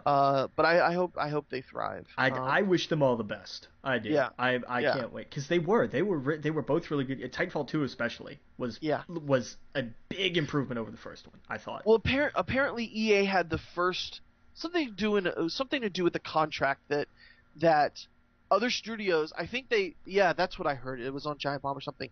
Other studios were sniffing around them, and they were going to acquire them. But because of their relationship, some contract, EA had the ability to act first or whatever, or to offer or something like that. And that's what they did. They made it official. And because I think other studios were sniffing around them, going like, "Hey, you guys got something going on over there." Yeah. Some huge Injustice 2 news. This just made my day. This was amazing because I didn't see, like, I went into that trailer totally blind. I was Oh, lucky to miss the announcement. I just saw, like, oh, it's, Fighter Pack 3. Okay, great. Who's in it? And you see the Atom. Okay, well, that's kind of cool. And Enchantress. Okay, great. And then who's the third? And then as soon as you see the trench coat and the hat, you're like, no. oh, No, it's not. That can't, no. That can't be. And right. sure enough, I was floored. I He throws his sai on the ground. That's when I knew. I was like, oh my well, god. but I mean, I thought, I couldn't really see what it was at first, and then the Oh, closer it came, I was like, oh yeah, okay, I get that, but I I wasn't thinking Teenage Mutant right. Ninja Turtles in a freaking Injustice game. Oh, and apparently it's all four of them at once. Okay, sure. He says like we work as a We team. fight So as a like team. I don't know if you go in and out between them. Um. Oh my god, that oh shit! I Like could they went there. I couldn't believe it. Like as soon as I saw, like, walking down the alley, I was like, I know that outfit, but it can't be. It absolutely cannot be. It makes, even for this, like, you have you I no, I don't believe this. And then it comes off, and I thought, Yeah, these crazy sons of bitches did it. Like, I love the look of them. I hope that the trench coat and the hat and all of that is part of their costumes that you can unlock. yeah. Um, I need to play that game again, man. It's sitting on my hard drive. I think Hellboy's out now. Like, I need to jump in there and start playing with these characters that I Yeah. haven't played with for a few months now. I'm excited. I want more characters. I hope there's more fighter packs because I think there was 3 fighter packs for the expansion or the season pass, and that's what I have. Yeah. So I hope they do more. I want more characters because that's just so much fun. Oh my god, that's we don't have a Ninja Turtles game right now that's any good, and so that is fantastic.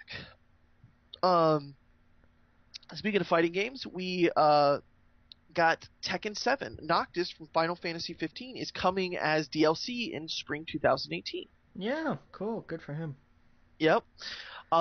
There was a lot of, and I don't think this was on here. There was a lot of BlizzCon. BlizzCon happened, so there was a lot of news coming out of it. We have our new expansion for World of Warcraft, Battle for Azeroth. It's going to revolve around Alliance versus Horde. Um, and if you haven't seen the cinematic, go watch the cinematic. Even if you're not a fan of Warcraft, It's it it tells it's beautiful. It it's really is. beautiful, man. This is them, I think, going back to their roots because they have expanded out to the point where they've taken on gods and everything else. Where they're like, apparently, one of the raids in the game plays out like an RTS, Oh, nice. which is I don't know how that's going to happen, but we'll see. Yeah. They've Which is awesome. Yeah, and they've reopened, like, some old, like, original servers, haven't they? Like, old vanilla servers. Well, yes. So one of the other big news is that it's coming. This is the man. They basically it was just an announcement because what happened was a few years ago they shut down these illegal servers that were running World of Warcraft vanilla, or in some cases all the way up to the Wrath of the Lich King, or Burning Crusade and then Wrath of the Lich King, which were to the 2 expansions.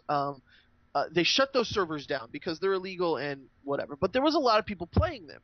So Blizzard sees that there's an audience for this, and the outcry was massive. So, because if you jump into WoW now, you are not playing the same game that came out in 2004. Not even remotely close to it, because No. the world has changed. The graphics have updated like 3 times now. The mechanics, everything that you do, it is a completely different game. And so a lot of people loved. Maybe they have rose tinted glasses, but they loved vanilla WoW, where you could spend a month or 2 trying to level up to level 60. There, all the conveniences that they have in the game now, like looking for group and all of that, did not exist. You had to go into a chat and you had to look for a group and group up that way. It did not have a service where you just click find group and it puts you in a group and suddenly you're doing that activity you need to do, or the raid or whatever you were trying to do. I think it's great. I think a lot of people are going to go play it for a few months and then back out because they realize it's. I mean, there's a reason it's moved on from that. Don't get me wrong. I'm going to jump into the vanilla. I'm going to look, and I think it's just going to be service too. I don't think this is going to be any extra cost. They haven't announced that yet, but I can almost guarantee that it is going to be just, here are some vanilla servers, jump into them, and you can jump back into Baron's chat if you're a horde and stuff like that. Like, it's going to be interesting. There's a lot of quests and levels and stuff that you just can't do now that was back then. Because the thing about this game is all of these games nowadays are trying to be considered living games. None of them are truly living like the World of Warcraft and evolve and change Yeah. and it's literally a world that, with updates and things, the world changes itself. Like the Baron's broke in half and is destroyed, and all this crazy stuff. So it's going to be interesting. Those are two of the big news. StarCraft 2, if you have a PC, it is going to be free to play today, November 14th. So Wings of Liberty 2 is now free as of today, so you can go and play it to your heart's desire. If you purchased the Wings of Liberty, you will receive Heart of Storm with no additional charge. I have all three of them, so whatever. But it's free to play. So hey, if you're wanting to try an RTS, StarCraft 2, the first StarCraft is free. The remaster's like $10. StarCraft 2 is now free to play as well. There was some other news like Hanzo is going to Heroes of the Storm. Hearthstone's new expansion is coming out. Let's see here. What else was there? There was a new character added to Overwatch and a new map called Blizzard World. Have you seen this? I haven't, no. The Blizzard World map is basically Disney World, but with Blizzard properties, and it looks amazing. It looks so cool. And Moira is the person coming to Overwatch, which is really cool. People are excited for it. So BlizzCon was cool. I was hoping for like a Hearthstone announcement for the Switch or something like that, but we didn't get anything. Ooh, that would be cool. Oh yeah, I was hoping for maybe Diablo 3 for the Switch. Didn't hear any of that. I don't know. I was hoping for like a new Diablo or a new StarCraft. I imagine those are coming, but won't be announced for a few years or a year out or so. Because those two franchises are in need of something new now. Warcraft gets it every few years, so that will stay the same. But StarCraft and Diablo, there hasn't been a new one of those for a while now. Yeah. But yeah, so that was BlizzCon. Let's get into Game of the Year, shall we? Do you want to do that, or do you want to save them for last? Cause we could save those for last. Yeah, definitely. Because I want to get through some of this other stuff, because I don't want to go out on a down note. Yeah. Yeah, we'll do the etc. and then the creeps of the week, and then we'll do Game Awards. So I end on some happy stuff that way. Sounds good. This was some bonkers huge news. Brian Michael Bendis is going to DC. Yes, this is like when Kirby went to DC. Yeah, it's arguably on that scale. I mean, he has the second highest what is it, like creation level or whatever. He's done the most for Marvel since Kirby. Yeah, and now he's going to DC. This is huge. Yes, I mean, if you were reading Ultimate Spider-Man, if you were reading anything Avengers, this man has shaped it for the last 10 years or so, since Avengers Disassembled. He created the Ultimate Universe. Yes, absolutely. That was 20 years ago. Yes, Miles Morales, just so much stuff. Bendis, he's had his hands in everything Marvel for forever now. And this is so huge. This is massive. There was so much massive news in the last few weeks. Yeah, right. And in the comic book world, this is about as big as it gets. So he signed a multi-year exclusive deal with DC Comics, which means, I'm curious, like, what does this mean for Powers and stuff like that? Some of the properties that he technically still owns. But let me ask you, if you could get him on any book or series or multiple books, what would it be? I think he would do really well on something. I think he could do a Teen Titans book really well. I think he'd be good at Teen Titans. I think so. My pick, because the book that needs it the most right now is Justice League. That was going to be my second choice. Okay. Yeah. Yeah, I would love to see him on Justice League because we've seen what he's done on Avengers, and a look at the Justice League with him would be awesome. You're absolutely right, though. Teen Titans would be great. Bendis loves to write dialogue and the drama just in dialogue and just like having conversations. And Teen Titans, I think, would be perfect for that. Or like Batgirl or something. Yes. When I think of Bendis, I always go back to the Ultimate Universe, and I think of how well he did younger characters. Yes. So I'm always going to be looking at something like that. But right. I would absolutely love to see what he'd do with Justice League, because his Avengers stuff was phenomenal. So he goes from Avengers to Justice League. Holy hell. Yeah. Oh yeah. Yeah, absolutely. It's what a time to be alive. I can't wait to see what he does. I'm thinking, Snyder's, I think after Metal he's going to be done with Batman. Who knows? He could totally do a Bat book. Could you imagine a Brian Michael Bendis Batman? Yeah, or Superman. Like it's the possibilities are endless. I'm sure at the end of his career he'll touch all of them. Yeah. But this is a huge blow for Marvel. Oh man, I feel bad for him because at heart I'm a Marvel kid. Yeah. I grew up. Marvel was my comics that I read, and now it's all towards. I read almost exclusively DC. I've been off of comics for about a month or so now, just because it's video game season. It seems like, but yeah, like I saw that adult Jean Grey's back. She's got a team. X-Men Red. It's her and X-23 and Namor. And like it's a weird, bizarre team. How did she come back? They haven't explained yet. Oh, okay. So it actually hasn't happened in the comics yet. So far as I read, they were like, and when she comes back, I was like, oh, so she hasn't yet. I don't know. But... yeah, the team's a little weird. She looks like a female version of Omega Red. Yeah, and I think maybe that's why they're calling it X-Men Red. Like, I think maybe there's an illusion there, maybe. Oh, wow. Because she does have that same kind of armor. Yeah. Maybe the Russians brought her back. Who knows? Hey, But yeah, I need to get back. I'm going to go down to the shop maybe today on my way to go see the movie that I need to go see. Maybe I'll see it after. I'll go there after the movie. I'll be all pumped and ready for comics. There's a good idea right there.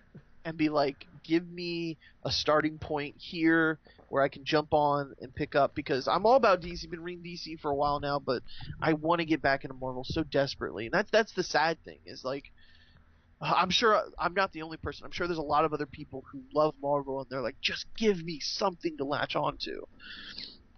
But yep. So anyway, in other news, Jack Swagger, from being a former world heavyweight champion in WWE, has signed with Bellator for his MMA career. Which, whoa, okay, good for him. He's doing the whole, Alberto Del Rio, CM Punk route of like, well, that didn't work. Let me try actual fighting. So did Del Rio do that? He did for a little while. He was, I'll say, mixed results. Okay. It wasn't a fantastic career. That's why he came back. Is him and Paige still together? I don't think so. Their social media is so separate now. Yeah, but it's bizarre. I don't know what the hell's going on. Yeah. Sorry, I didn't mean to get too soap opera-y. Yeah. But I thought she was going to be back at Raw last night, but she wasn't. It's a bummer. Well, I think she's going to be there tonight. Dude, you know who else is going to be there tonight? Who? You know who else is going to SmackDown Live as the go-home show before Survivor Series live in Charlotte, North Carolina tonight? Fucking me, baby. I am there tonight. Charlotte has to win tonight, right? Well, she lost the last time they were in Charlotte. She lost the title to Sasha Banks because they were on Raw last year. You're right. It's not technically her hometown, but that's her hometown, right? Pretty much. This is the heart of Flair country. It really is. So I mean, I think she does because, man, her versus Bliss would be amazing. Like, that is a match, that's a match I want to see. I don't care. Natalya versus Bliss is just, I don't care. Well, I don't care about Natalya as champ. She's not interesting. I agree. And I feel like WWE is finally in my head because I don't like to be that guy. But about a month ago, or whenever they announced the matches or whatever, Yeah. I posted in one of our groups. I was like, man, I want to see New Day versus Shield. I want to see Alexa Bliss versus Charlotte, and it seems like it might come true. Well, because it's what everybody wants. They're like, we want this stuff that's actually gonna put butts in seats. Yes. And we're finally starting to get that. Because here's the thing, because if Charlotte wins, then there's an open spot on Team SmackDown for the women's team. Yep, and I think that's when Paige is going to come out. That's Paige. There we go. Done. Signed. Book it. Oh. Yep. God. Oh, man, if that happens tonight, holy shit. Yeah. Oh, I'm going to lose my head. Are you kidding? Fuck. Yeah, that's going to be great, man. I'm in the section straight opposite the hard cam, but I'm up off the floor, so I don't know if I'll be on TV at all. Oh, okay. Take a picture and show me. Oh, so. Yeah. Oh, I'm going to post in our group because I'm wearing the shirt for our when our wrestling group did the shirts. Okay. I got one of those, so I'm gonna rep that tonight. Awesome. But, hell yeah. But that's gonna be cool. Yeah, man. I'm excited. Yeah, I'll be watching for you. Yeah. Play Where's Waldo? There he is. Yep. It should be good, man. It should be a good send-off show. And yeah, man, that's this weekend. That's gonna be crazy. Yeah, like this is the last show before Survivor Series. Raw ended on a weird note. Yeah, I think it was the Jason Jordan stuff, right? Well, it ended with Strowman and Kane. Oh yeah, that's right. That was the end. Like, he power slammed Kane through the ring, and then they were like, oh hey, isn't that a big spot? And people were like, yeah, we've kind of seen that a bunch lately. And then that was the end of the show. It was the weirdest ending ever. Yeah, I was busy at that time doing stuff, and I remember being on TV, and then I remember like whatever that show is afterwards. I was like, oh, I guess it's over. Yeah, it was bizarre. Yeah, we got to they found a neat way to write Jason Jordan off the Survivor Series team because nobody wanted him on there anyway. They should have put that at the end because that was a big surprise. Yes, that should have closed the show, which is not something I usually say about a Triple H segment anymore, but that it had more impact. It definitely would have been better than what they did. I don't want Triple H to be the bad guy anymore though, because we've seen him in all these shows with the Shield, and the house shows.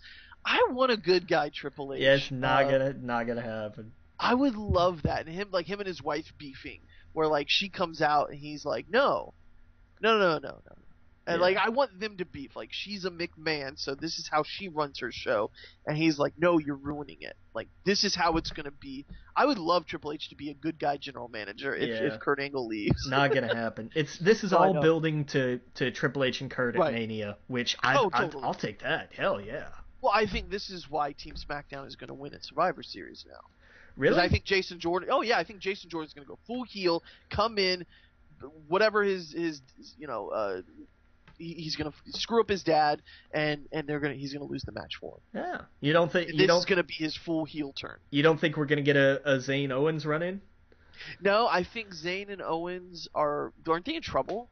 They were sent home, so I don't think they're going to give them like. Well, but here's the thing: there's a lot of confusion about like, were they being prima donnas, or was there a communication issue, or like they're not sure. Like, they're going to be back tonight by all reports. True. I guess we'll find out tonight if we see New Day completely bury them then we'll know if they're being punished. Yeah, right. Then it's going to be like, no, and you guys are off Survivor Series.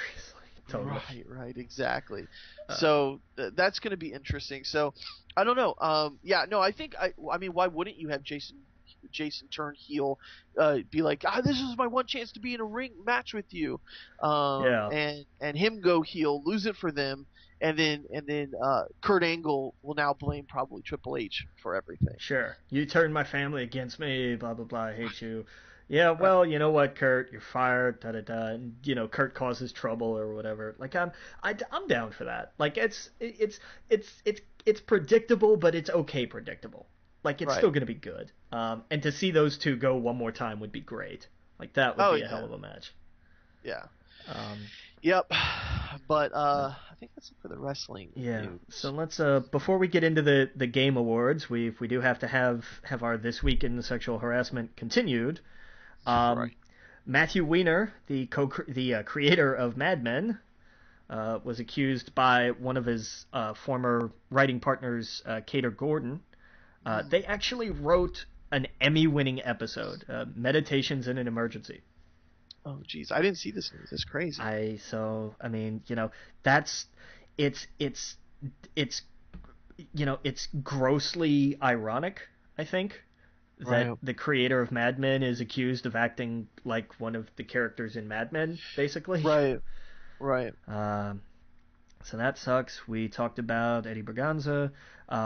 Mark Schwinn, who is the current showrunner for the Royals, which I think that's still on. I don't keep up with that much. Not sure. He was formerly on One Tree Hill.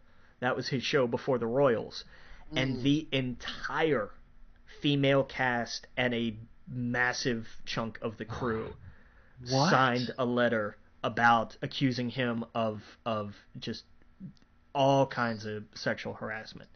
Holy The cow. entire female cast was like, you did this, we saw it, we were subject to it, you're scum. Like, it's like you created this work environment. And it even goes on to talk about how it made so many of the guys on set uncomfortable that they were trying to, like, if there were spots at a table, they would fill in the spots between the female cast members and him, Wow. like trying to create a barrier. And it's like, that's how bad that it was, apparently. That's crazy. So the whole female cast signed this letter, and a ton of the crew, like, no, you did this. Like, that's... Damn. Yeah. That's crazy. George Takei has been accused by a male model, Scott Brunton, from back in the I think this was back in the 80s, that Takei had invited him back to his apartment, or they went to one of their apartments. I don't remember exact details. Brunton had a couple drinks and passed out, and came to with Takei trying to get his underwear off. Oh, wow.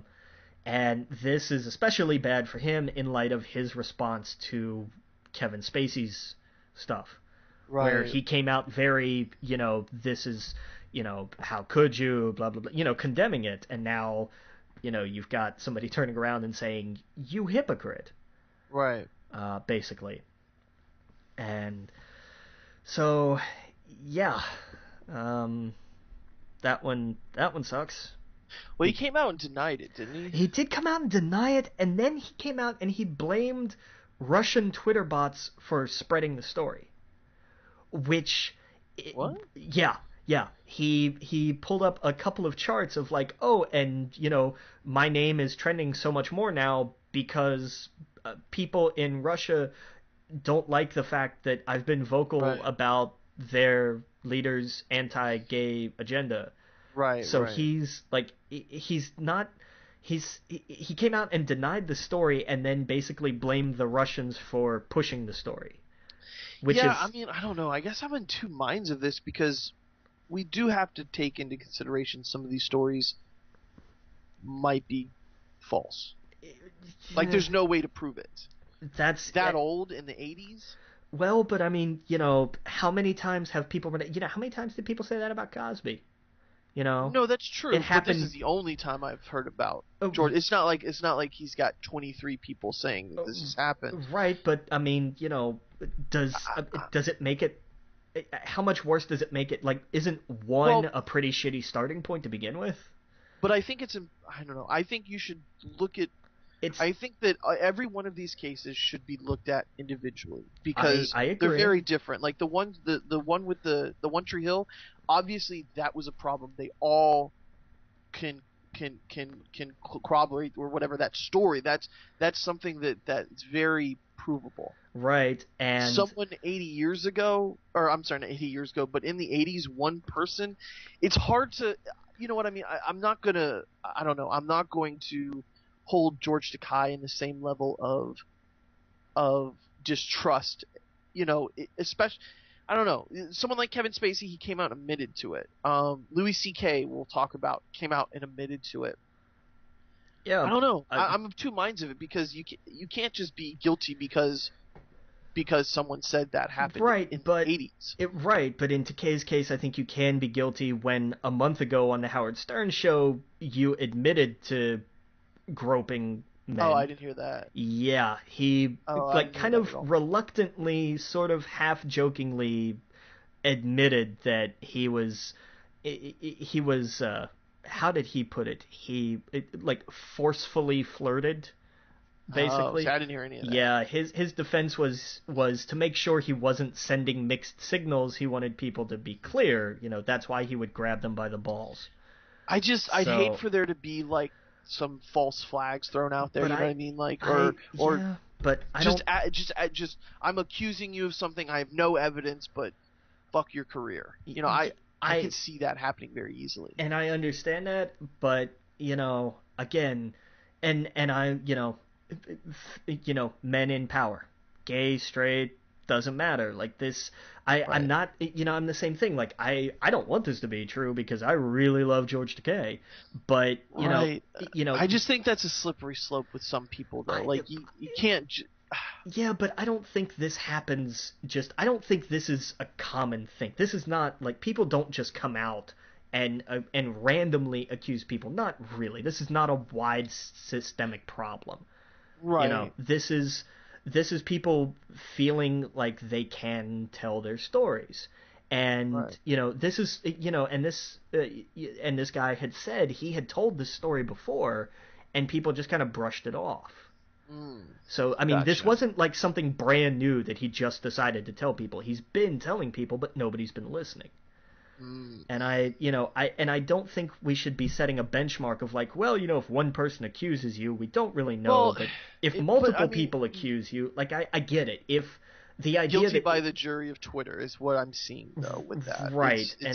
And that is it is a problem, but also a better denial, in terms of just the thing of coming back and then blaming. Denying the story is one thing, like and then saying I blame the Russians for making this story a big deal. Like Russian Twitter bots are why this story got so much press. That's where I'm just like, okay, now you're losing the plot a little here. Yeah, and especially given the comments on the Howard Stern show, I'm like, see, I didn't hear any of that. Yeah, I thought he just flat out denied it, like these aren't true. He did in that denial, but in an unrelated thing about a month ago, before all this kind of stuff started, kind of admitted to some practices that nowadays we would absolutely call harassment. Right. Well, so, I mean, speaking of the Louis C.K. stuff, I've heard about. We've heard about this for years. Yeah. Like we've heard accusations forever, but he's been Louis C.K., so people have just brushed it off. Right. You're too big in that world. I don't know. Yeah, that's crazy. Yeah, because even people like Jon Stewart brushed it off and made jokes about it, which I'm sure now he regrets. Yeah, I think so. Yeah. I would hope so. Oh, yeah. But 5 women accused him of sexual assault. New York Times reported. Rebecca Coy tells a story about it happening on a TV pilot, which Courtney Cox and David Arquette produced, both confirming the story. HBO removed his projects, right? Yeah, they dropped everything. Netflix has dropped everything. Like because he was doing FX. a second special for them, and they went no. FX dropped everything, canceled his contracts. Like it's all. And I mean, his statement was basically, I thought because I had asked that made it okay. Right.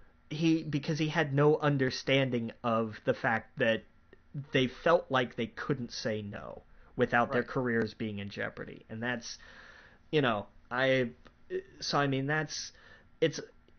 it's one thing to sit there and say, yes, I did this.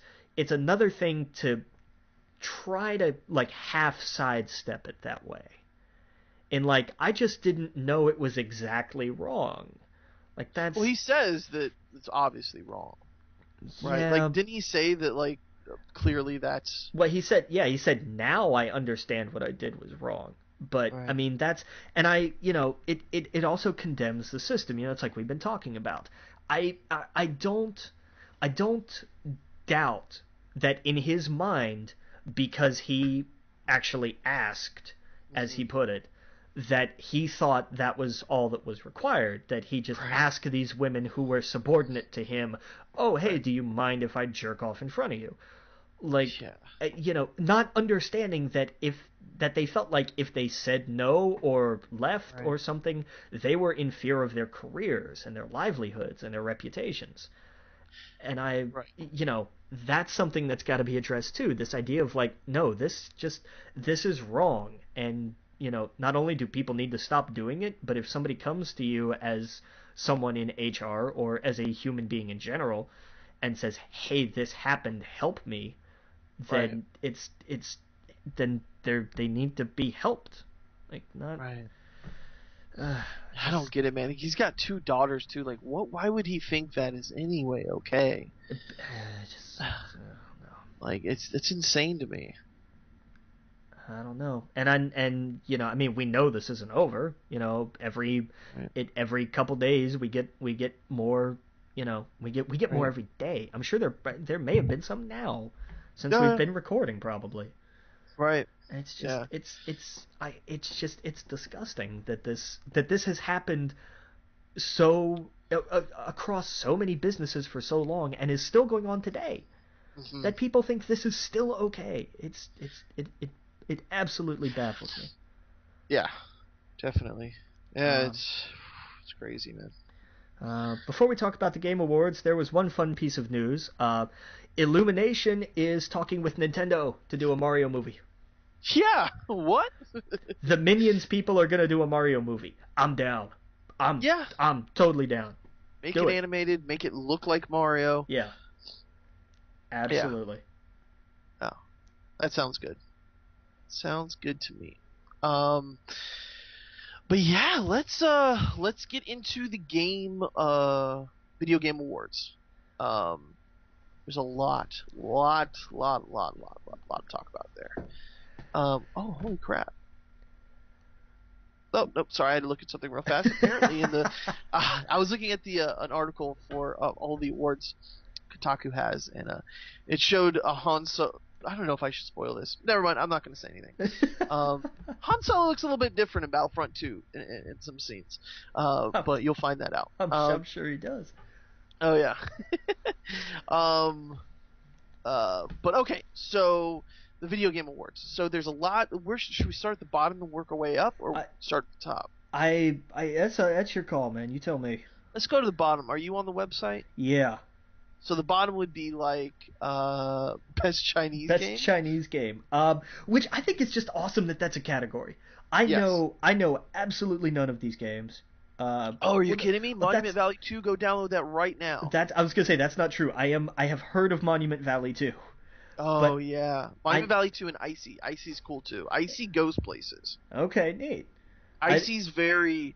You think you're playing like a side scroller, cool shooter beat 'em up thing, and then it starts asking you about stuff, and then suddenly it knows your name, and oh, it takes your Steam information, and like it gets fucking weird. nice. Yeah, like it's like, oh hi Adam, and then it puts it like, and then like you're in a computer, and it's fucking weird. Icy's cool. Nice. Yeah, these are to be fair, these are not games. These are not exclusively games made in China. It's just the Game Awards people in China voted for these games. Right, right, right. But yeah, they've got Monument Valley 2, and a couple that are Chinese that I can't pronounce. Icy, King of Glory. But cool. I think it's awesome that this is a category. Yeah, definitely, definitely. Monument Valley's fun, man. If I don't know if the first one's free yet. It's definitely worth the price of whatever it is. It might be like $5 or whatever. The first one's amazing. The second one is even better. It's a puzzle game and it makes you really think and makes you want to throw your phone against the wall sometimes. But it's very clever. It's very beautiful. It's a nice, one of the best, hands down, one of the best uh, um, mobile games there is. Nice. Yeah. The best debut indie game presented by was it Slick Hydro? Presented by Schick Hydro. I love that that's the full title of Jesus Christ. Slime Rancher, which I hear is fun. Mr. Shifty, Hollow Knight, Golf Story, and Cuphead. I think it's gonna be a toss up between Golf Story and Cuphead. I do too. And I think Golf Story just might take it. It might. Golf Story is amazing. Yeah, I think Cuphead will take some other awards, but Golf Story is so much fun. Holy cow, is that game fun? That's a game I need to get back to. See, that's a problem with all these big AAA games coming out. Is these other games are being swallowed up. Yeah. Yeah. We got best esports team. Team Liquid, Team Telecom 1, Lunatic Howl, FaZe Clan, Cloud9. Now, let me ask you, have you heard of any of these? Nope. I don't follow esports at all. FaZe Clan is super popular. That guy, he's like a big YouTuber. FaZe Banks or whatever. And Team Liquid wins a lot of shit. So my money is on either it's going to be Team Liquid or Team FaZe, because FaZe is like a Call of Duty clan. Okay. First-person shooters. Best esports player. Oh man, you want to take these? I'll give it a shot. Kurokai Salehi Takasomi, Jaehong Ryu, Nico Kovac, Marcelo Coldzera David, Lee Sanghyuk Faker. Have you heard of any of these? Nope. I've heard of Faker and the Ryu guy from Overwatch. Those two people, I've seen them, but no, I don't know any of the other people. Best esports game. So we got Rocket League, League of Legends, Dota 2, CS:GO, and Overwatch. You tell me which one this could go to, because I could pick any of them. I think it's going to go to League or Dota, but my favorite out of those would be either Rocket League or Overwatch. Yeah. I think, I take that back. I think League or Overwatch will win. Because those are the two most popular. Yeah, I was going to say, I think my money's probably on Overwatch, but, yeah, it could go either way there. Oh, yeah. Trending Gamer, Steven Soffen, Mike Gretzky, which is Shroud. The two-time Dr. Disrespect himself. Oh my God! Can I just talk about Dr. Disrespect for a moment? You talked a little bit about him, I think, last week or week before. Oh, he's so good. He's hilarious. He has like this speech that he says. He says he's 6'8" with 37-inch vertical leap. He's a two-time back-to-back 1993-1994 blockbuster video game champion of the year. He's the man behind the high-level Google prototype scopes. The scopes have built-in 1080p LED, LCD, 480 Sony technology. He's the man behind the Ethiopian poisonous caterpillar, a.k.a. Slick Daddy, which is his mustache. He is the face of Twitch. And he says all of that, but he plays a character, and he plays it so well. He plays this character of this fast action, high velocity. He's the stereotype of whoa, let's go, but he's fucking good. Nice. Guy being, he actually worked for Sledgehammer for Call of Duty. He built half the maps on Advanced Warfare. Solaris, which is one of the most popular maps in Call of Duty history. So he knows his stuff. He's really good at video games. But on top of that, and what the most important thing on Twitch is, he is so fucking entertaining. He's entertaining. That's it. Yeah. He'll hop in with random people and do duos. And a lot of people know who he is. And they're like, oh my God, I'm playing with Dr. Sway. But a lot of people don't. And, the way he talks to them, he never he's as much as his name is Doctor Disrespect, he never puts someone down. Like he won a streamer of the year on some Twitch award like a week ago, and his whole speech was about how in character too, he was talking about how, you know, he did this to entertain, he started this just to have fun, and he gets messages from people saying, "Hey Doc, you know, I'm going through a lot in my life right now, and you put a smile on my face," or "Hey Doc, I was going to kill myself last week, and I saw some of your videos, and they made me smile, and they made me like change the way I started thinking about some things. Just for that moment, I was happy, and it took me out of a dark place, and now I watch you regularly." And he's like, it's moments like that that really matter to him. And so like, he's a totally cool guy. Like he's never like, he never puts people down unless it's like in some stupid funny way or whatever. But he, you know, he's, I don't know, he's really a cool dude. He's Nice. not toxic, or like a lot of other streamers and shit are toxic and bad. As much as his name is Dr. Disrespect, he's a totally cool dude, and he does it all for comedy, and he has fun with people. But yeah, man, he's great. The other one, Clint Lexa, which is half coordinated. I've never heard of him. And Andrea Renee, which is in What's Good Game. She also does one of the Kind of Funny shows. I think Dr. Disrespect is going to run away with this. Yeah, I think that's an open and shut case. Best student game. Now, this is going to be voted on like from people like Kojima and stuff. Oh, nice. Yeah. So some of the games are Meaning, Level Squared, Impulsion, Falling Sky, Hollowed from Light. So yeah, some student games look cool. Nice. Best indie game.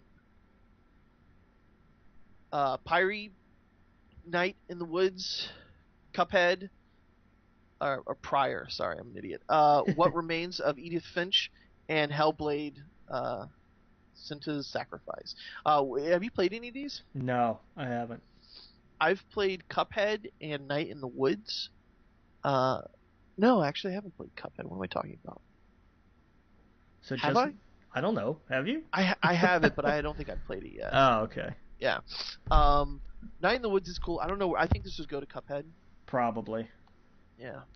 My money is Cuphead. Night in the Woods is pretty cool. It's very different. It's very cool. I don't know. You play like a cat. You come back into town. You leave after. I don't know. Like you leave. You go off to college, but then you come back, and like you're running into all of your old friends in town, and I don't know. It's pretty cool. Nice. Most anticipated game: Last of Us Part 2, Red Dead Redemption, Monster Hunter, Spider-Man, or God of War. I could see this going a couple different ways. Oh yeah. If I've got a bet on one, oh, I feel in so many different directions. I could pick three. I could easily pick three here. Either Last of Us, Red Dead, or Spider-Man. Yeah.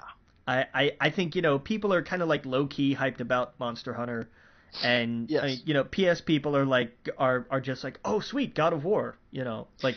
Well, how crazy is it? 3 of those are exclusive to PlayStation. Yeah, they are, aren't they? Shit. Yeah, like that. that's well, PlayStation's killing it. And I think that's just because Xbox didn't really announce anything, right? Like first party. You know, like if there was a Halo on, if Halo 6 was on here, it would run away with this, no question. I don't think so, man. Like, I think first of all, Red Dead Redemption people are fucking stoked for. That's true. That's very Spider-Man. Everyone I talked to, that's when they watched E3. That was the game where they were like, "Yep, I'm playing that." Like, there's no question, new Spider-Man game. Yeah. And God of War, I think, really surprised people because it broke away from the craziness of like, let's just go cut and rip and tear, and it's like, oh no, I got a son, and like, right, there's more, there's actual, like, there's more story to it than just I'm out for revenge and we'll kill everybody. Right, exactly. They did to him with like what they did with Wolfenstein. You know, that character is just It looks Blazkowicz or whatever. I was gonna say, it looks like they injected a little bit of The Last of Us into God of War. Yes, exactly. And on top of that, Last of Us, like that is fresh in people's minds, especially in the last few weeks. But like that, yeah, I think anyway. My bet, I think Spider-Man or Red Dead Redemption, I think will get it. Yeah, I could see that. Yeah, man, I think everyone wants a really good Spider-Man game. Best multiplayer, this is gonna steal it, I think. But there's Fortnite, Call of Duty World War II, Splatoon 2, Mario Kart 8, Destiny 2, and the real winner will be PlayerUnknown's Battleground. Yeah, this isn't even going to be close. Like, this is no It's contest here. yeah, yeah. I think if any award PlayerUnknown's gonna win this year, it will be this one, Yeah. and I think it'll be deserving because it's so much fun to play. Um, let's see here. Fortnite's coming up with it too. I mean, Fortnite is right there. If you're on a console, you don't have a PC, Fortnite can be just as fun. Yeah. Best sports racing game. Now, this is one where I haven't touched any of them. I think you have. There's Project Cars 2, Pro Evolution Soccer 2018, NBA 2K18, GT Sport, Forza Motorsport 7, and FIFA 18. The one that should win is Forza Motorsport 7. The one that will win is NBA 2K18. Because always. Like, You think NBA would win? I Yes. think FIFA would win over NBA. No. Oh, those loot boxes, man. It doesn't matter. Not with No. not with games like this. It doesn't matter. Yeah, I mean, a lot of people like Forza. That's one. Forza is good. I love Gran Turismo. It was one of my first like actual racing game franchises, and it was kick ass back in the day. But when Forza came along, it just owned it. Like, Well, when I went through the list here, that was the one I picked because that was the one that seemed. This is one of the categories I didn't play any of the games, so I was like, yeah, I'll pick which one that I've heard the best about. And yeah, it should be Forza. It will be NBA. oh, lame. All right, best strategy game. XCOM 2, War of the Chosen, Tooth and Tail, which I heard is great. I love the art style in that. Yeah. Total War, Warhammer 2, Halo Wars 2, and Mario plus Rabbids Kingdom Battle. I hope that takes it. I think Mario plus Rabbids will win. My favorite, though, has been Total War Warhammer 2. Yeah? That game is so much fun. You play as these rat people, and, like, oh, it's so good. It's so fucking good. Really? Because that looks like Tooth and Tail. Are you sure? Total War Warhammer 2, yeah, you Okay. play like this rat race, and the first Warhammer game was orcs and humans and elves and stuff. Or this one, it is rats, vampires.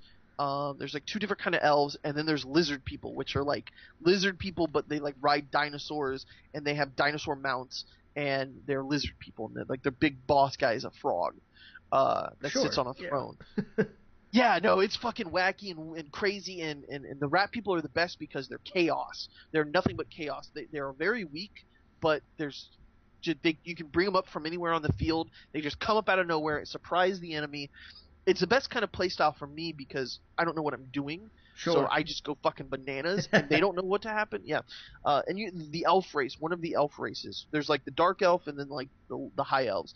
The high elves, there's not that many of them, but they thrive in chaos where I can throw so many soldiers at them, and they just swiftly kill them one by one by one by one. So it's such a good strategy game. But Total War Warhammer 2, it's so niche. Mario Rabbids is what most people played this year. Yeah. And it's Mario and it's Rabbids and it shouldn't work, but it's fucking phenomenal. That one will definitely win. Tooth and Tail is something different. It's more like an RTS style game with it does have rats and stuff in it. It's like a revolution game or whatever, and you play as like Russian rats or whatever. So I don't know. That it looks cool though. All right, best family game. Yeah, do you want the Nintendo game, the Nintendo game, the Nintendo game, the Nintendo game, or the Sega game? Exactly. The Splatoon 2, Sonic Mania, Mario Rabbids, Kingdom Battle, Mario Kart 8, or Super Mario Odyssey. It's gonna be Odyssey. I think it's gonna be Odyssey. If they meant, I don't know what they meant by family game. If they meant like co-op game, I don't know if that should win, but I clearly it doesn't because Mario Odyssey is mostly single player. It's multiplayer, but like you play as the hat. As the second player. Yeah, I think basically what they mean is like best family friendly game, probably. Yes. You can sit down and you can play with your kid. It's got to be Mario. That's going to be Mario hands down. Best fighting game: Tekken 7, Nidhogg 2, Mario vs. Capcom Infinite, Injustice 2, or ARMS. It'll be Injustice 2. I think Injustice 2. That game is so much fun. I played that for so many hours earlier this year because there was nothing else. Best role-playing game. Now, this is going to be a toss-up because we had some phenomenal role-playing games this year. Oh, I've got you a winner. South Park: The Fractured But Whole, Final Fantasy 15, Divinity: Original Sin 2, Nier Automata, and Persona 5. Okay, Persona 5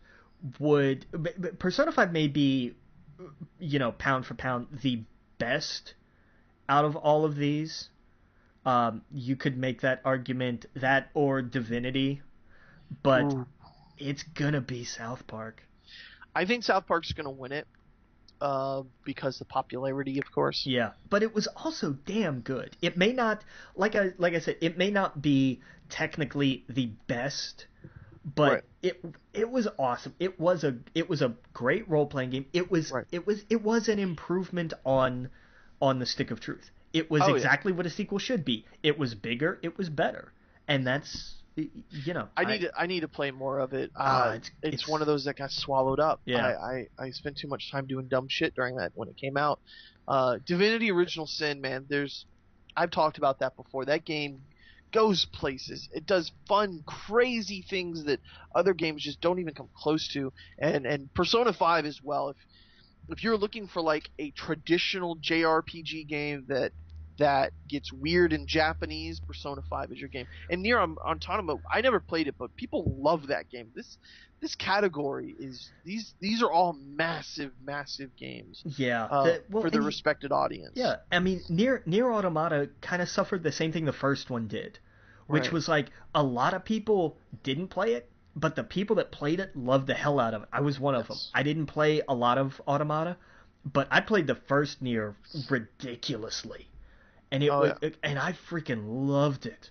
And so when they announced the sequel, like I am bummed I didn't get to play more of it. But I was so I can understand why it's getting some love, because the people that played it are like, holy shit, this is great. But it's another one of those things of like, you've got to get into it to play it. Yeah, it's a little too weird to be casual. Yeah, definitely. There's so many good games. Best action adventure game: Uncharted Lost Legacy, Assassin's Creed Origins, Legend of Zelda, Super Mario Odyssey, and Horizon Zero Dawn. I don't know, man. I think Zelda's gonna win this one. I think so too, but this is a category that no matter who wins, I won't be unhappy. Right, exactly. Yeah, I think it's a toss-up between Mario and Zelda. Yeah. I think one of those two will win. Well, maybe they'll split the difference and go with, like, Uncharted or Horizons. Assassin's Creed is apparently a lot of people love too. Yeah. I think that's the one that has the least chance of winning because of the other ones. Maybe that or Uncharted. I don't know, man. Yeah, you're absolutely right. It's crazy. But, yeah, the same year for Mario and Zelda has become an issue with a lot of these awards. And how many of them? I wonder if, like, Assassin's Creed wins that one because, in any other year, Legend of Zelda would take off or Mario would take off, but because he made people choose, they wind up splitting the difference and something else, like the third place game wins. Like, yeah, exactly. That would be interesting. Best action game: Prey, Nier, Nio. What did you pronounce? Nio, yeah. I actually have that game. Destiny 2, Cuphead, and Wolfenstein 2. Of what I've played, I would go Destiny 2, but I have a feeling you might lean Wolfenstein. Wolfenstein 2 all day. Yeah. Well, if it doesn't win that, I think it'll win, and I don't know if it's even in the category, but for story, Wolfenstein would definitely win. My guess would be Wolfenstein 2, just because that's just so much fun.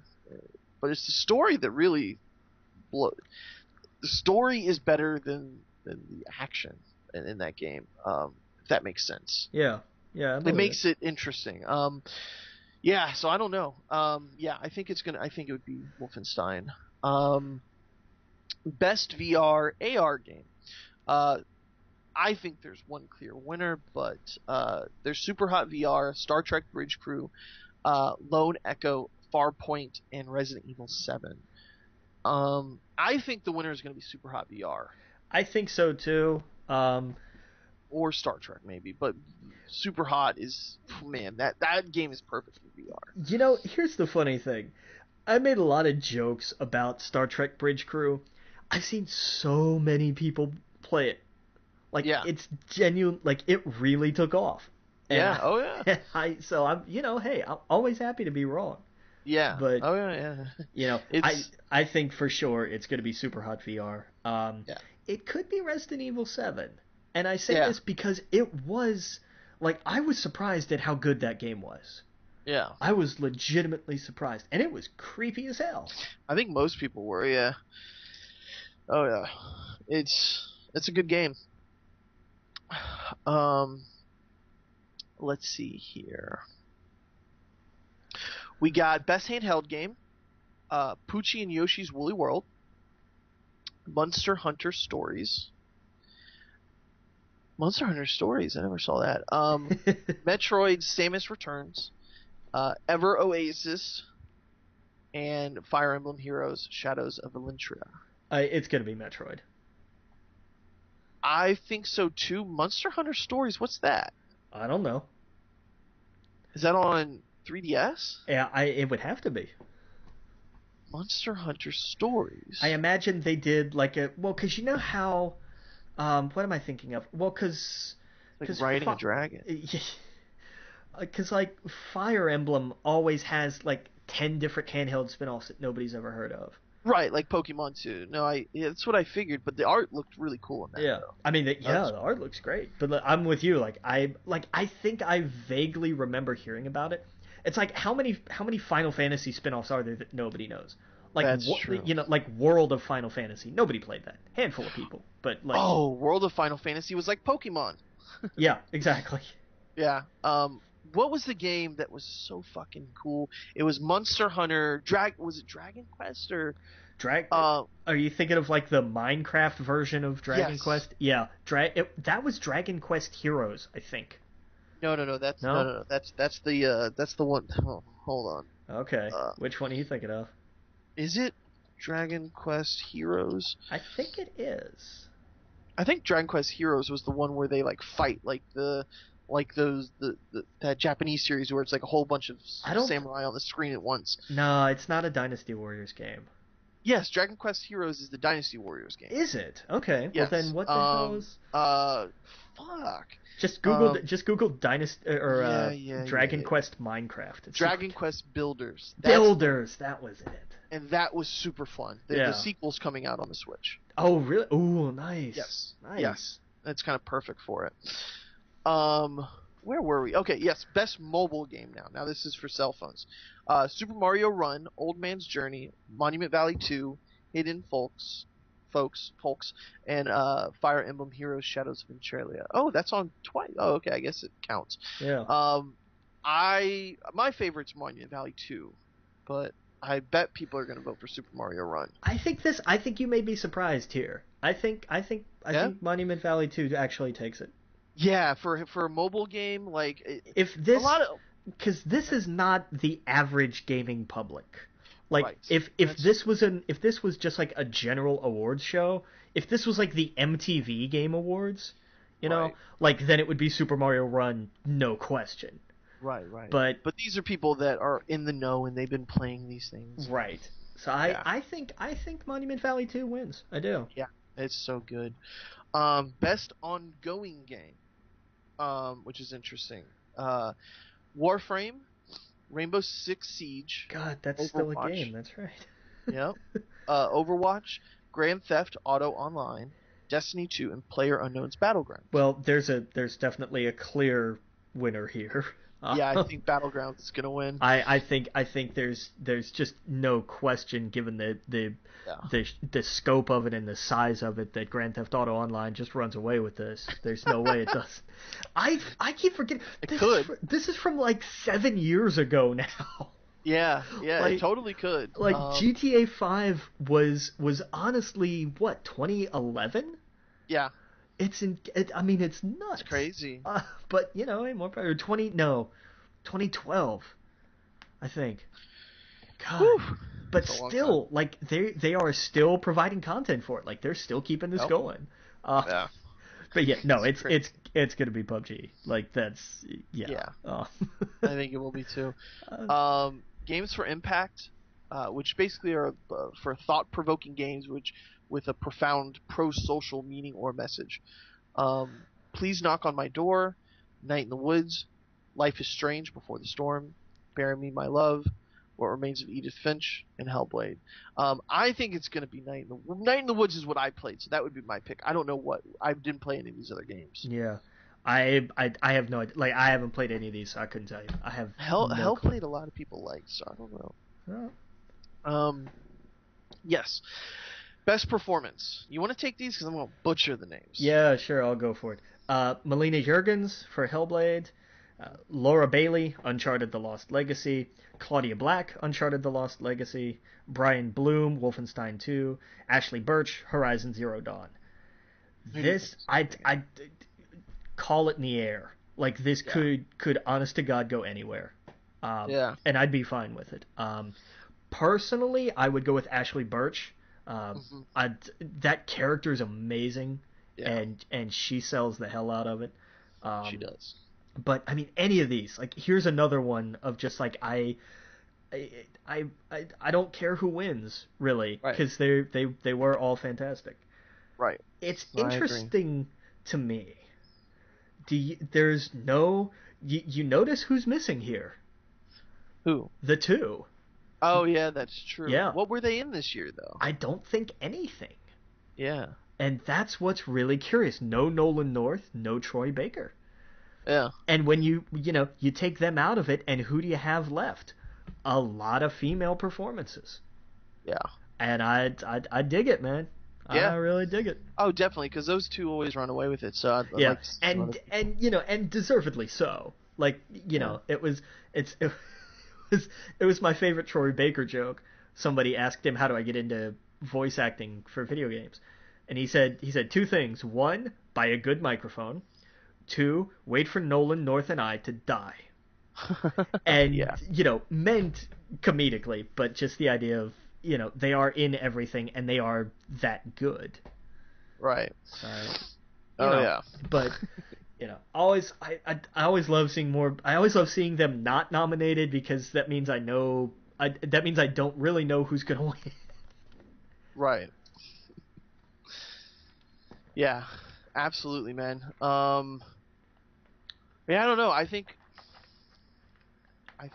you're right about Ashley's gonna take it. That's who I'd like to see. It could go to any of them, and I'd be fine with it. Yeah. Oh yeah. Let's see here. Best audio design: Destiny 2, Hellblade, Resident Evil 7, Legend of Zelda, or Super Mario Odyssey. Now, not having played but one of these, I can't really give you a great opinion. I mean, Destiny's was great. And Resident Evil's was great too, but I've got to imagine it's going to go to one of the Nintendo games. See, this is where I feel ignorant, because I'm so dumb when it comes to the difference between audio design and music and score. Score and music is like the sound, but audio design more is like the noises of the world. Right. And stuff.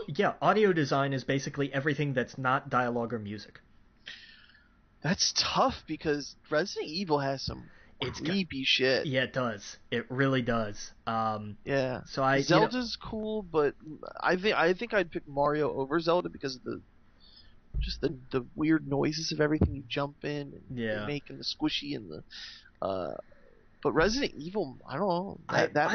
I would like to see Resident Evil win it, because they really do set creepy very well, with the ambience and everything. But I wouldn't be sad if this went to Mario, which I Right. think probably it definitely had more audio design production on it. I'm Right. sure Oh just yeah. just based on the sheer volume of effects Well, and, like and when you jump on a guy playing a trumpet, it makes a trumpet noise. yeah, like He and I goes, think it's "Brr!" He makes the yeah, like I don't know. and it's things like that where it's like, oh yeah, well Yeah. duh, it wouldn't just stop, it would come to a crashing halt, so Right. that's Oh yeah. Yeah. Absolutely. You jump on a guy playing drums and like it's a ding ding ding. yeah. Yeah. Best score in music: Destiny 2, Cuphead, Nier Automata, The Legend of Zelda, Mario Odyssey, and Persona 5. And again, This is tough. I couldn't tell you. I would like I liked Destiny's score, but it wasn't like it didn't really.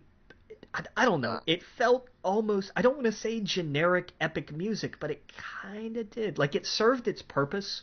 right. It worked great in the game, but it wasn't. I It didn't walk wasn't away thinking about it. right. Exactly. Um, But Cuphead probably the same thing of like, oh hey, cool, they did like old timey's cartoon right. music and did it really well.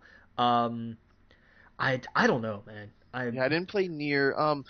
Man, to me it's a toss up between Mario, Zelda, and Persona 5 because Yeah, Persona 5 is that cool, jazzy, just Japanese, what is it, J-pop, yeah, like jazzy J-pop.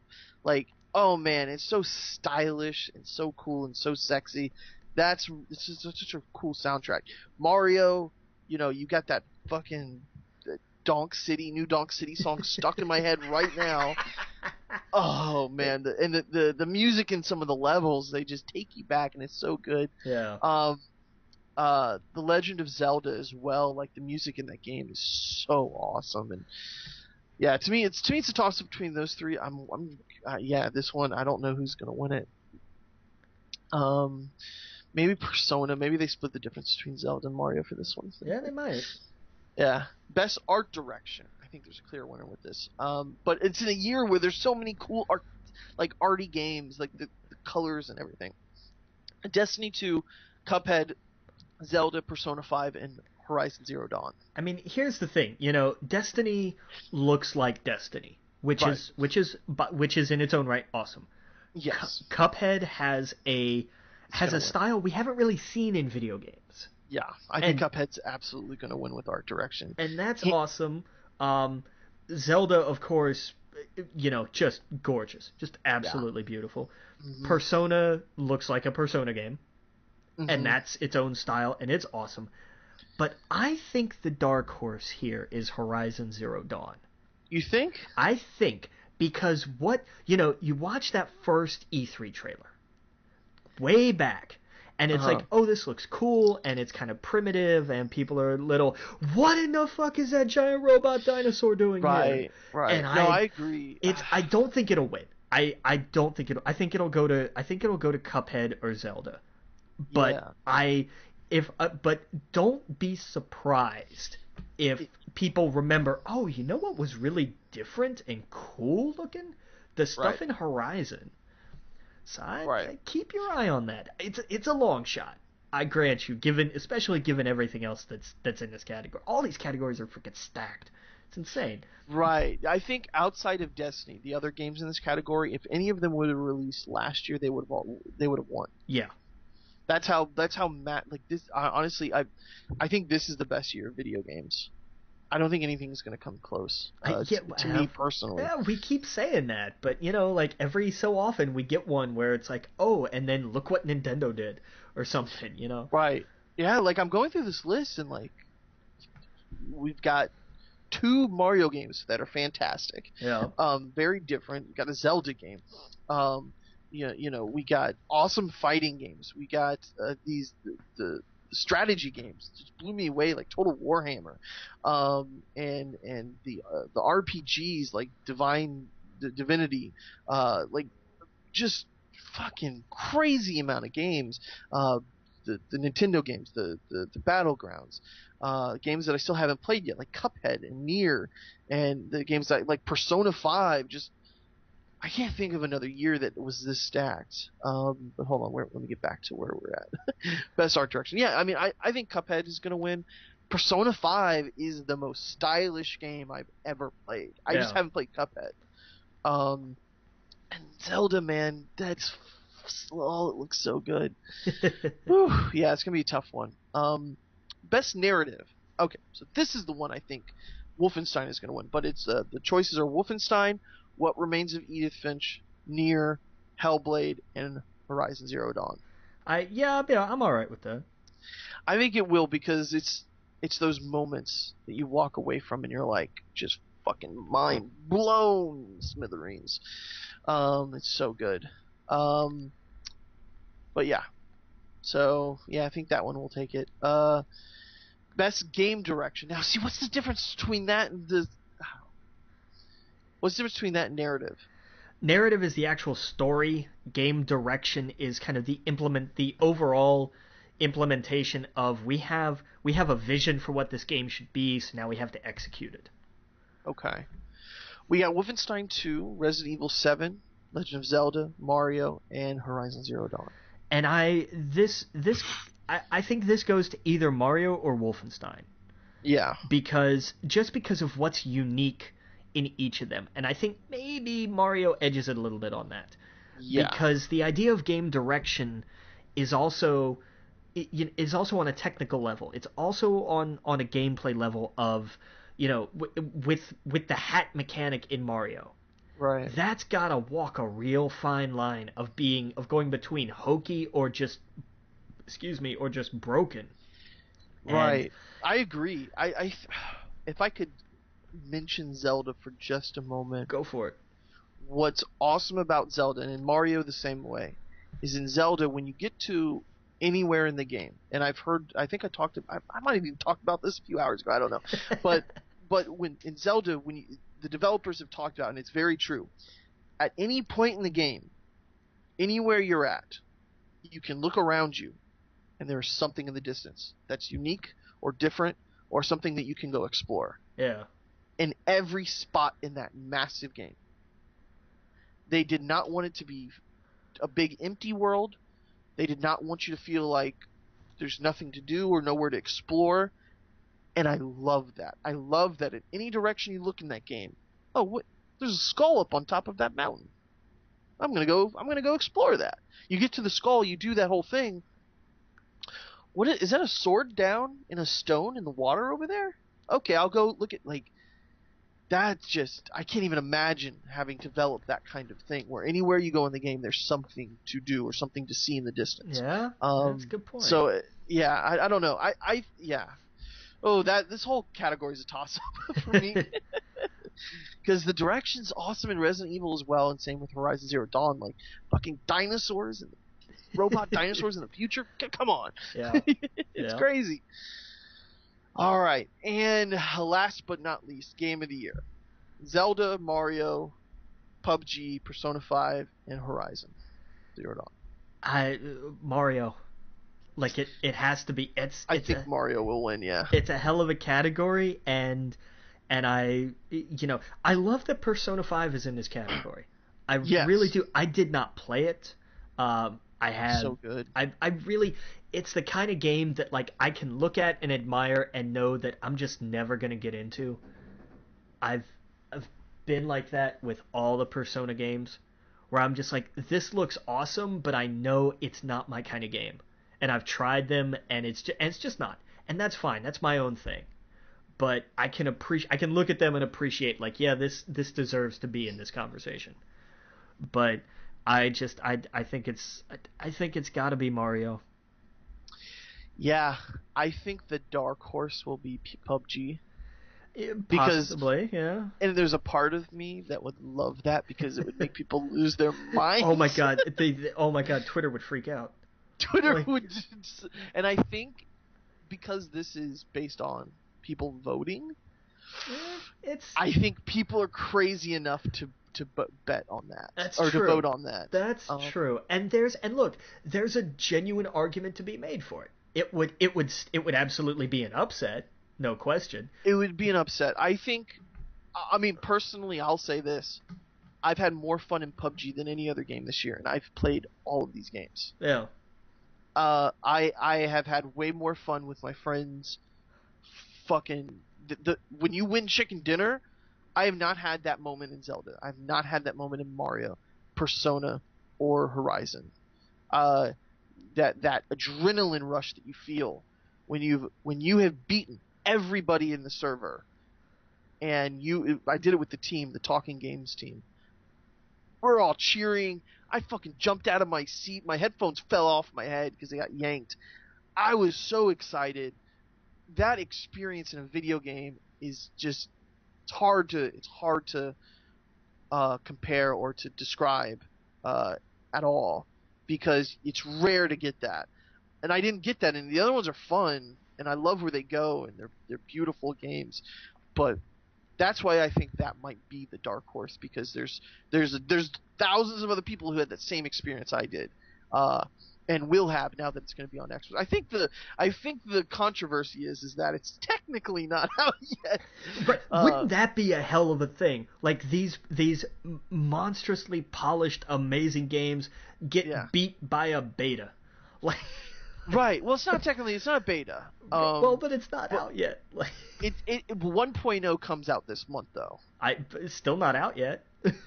Yeah, but it's officially announced its release this year. So it's just like the Academy Awards or whatever. There's a time limit. Fair enough. It's making that time limit. And it's one of those things where this is the year that it's relevant. Next year it might not be. It's probably not going to be as relevant. True. Very true. And it would be sad for it to be overlooked because of a technicality. Right.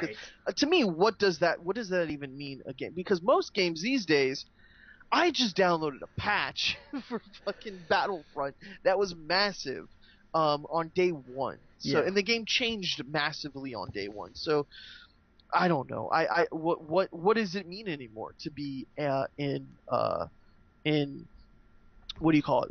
I paid $30 for the game and nothing's changed. No stats have changed. I've kept all my stuff. It's 1.0 is not going to change anything except make it official. So I don't know. I'm of two minds of it. I agree with you. I think Mario or Zelda. I think that overall, in terms of if you're looking at this from like an awards show perspective, what was the best made game of the year overall?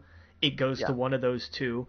But but the thing is, what you just talked about is the core of what video games are. Yes. And so since this is fan voted, it's possible. And it would not be out of line. I know people would lose their shit. How did this beat Mario? Mario's the best game made all year. But you don't have what you just talked about. And that is an absolutely valid point. It's why so many I can't take the Academy Awards all that seriously lately, since they were like, we're gonna get on an indie film kick and these are the greatest movies made all year. That's fine. I know that something that hasn't come out yet is gonna win Best Picture. But for me it's gonna be Thor. Thor was the best fucking movie I've seen all year. Right. And it's going to be my favorite. It's the most entertaining. It's the most fun. And on one hand, that's what movies are supposed to be.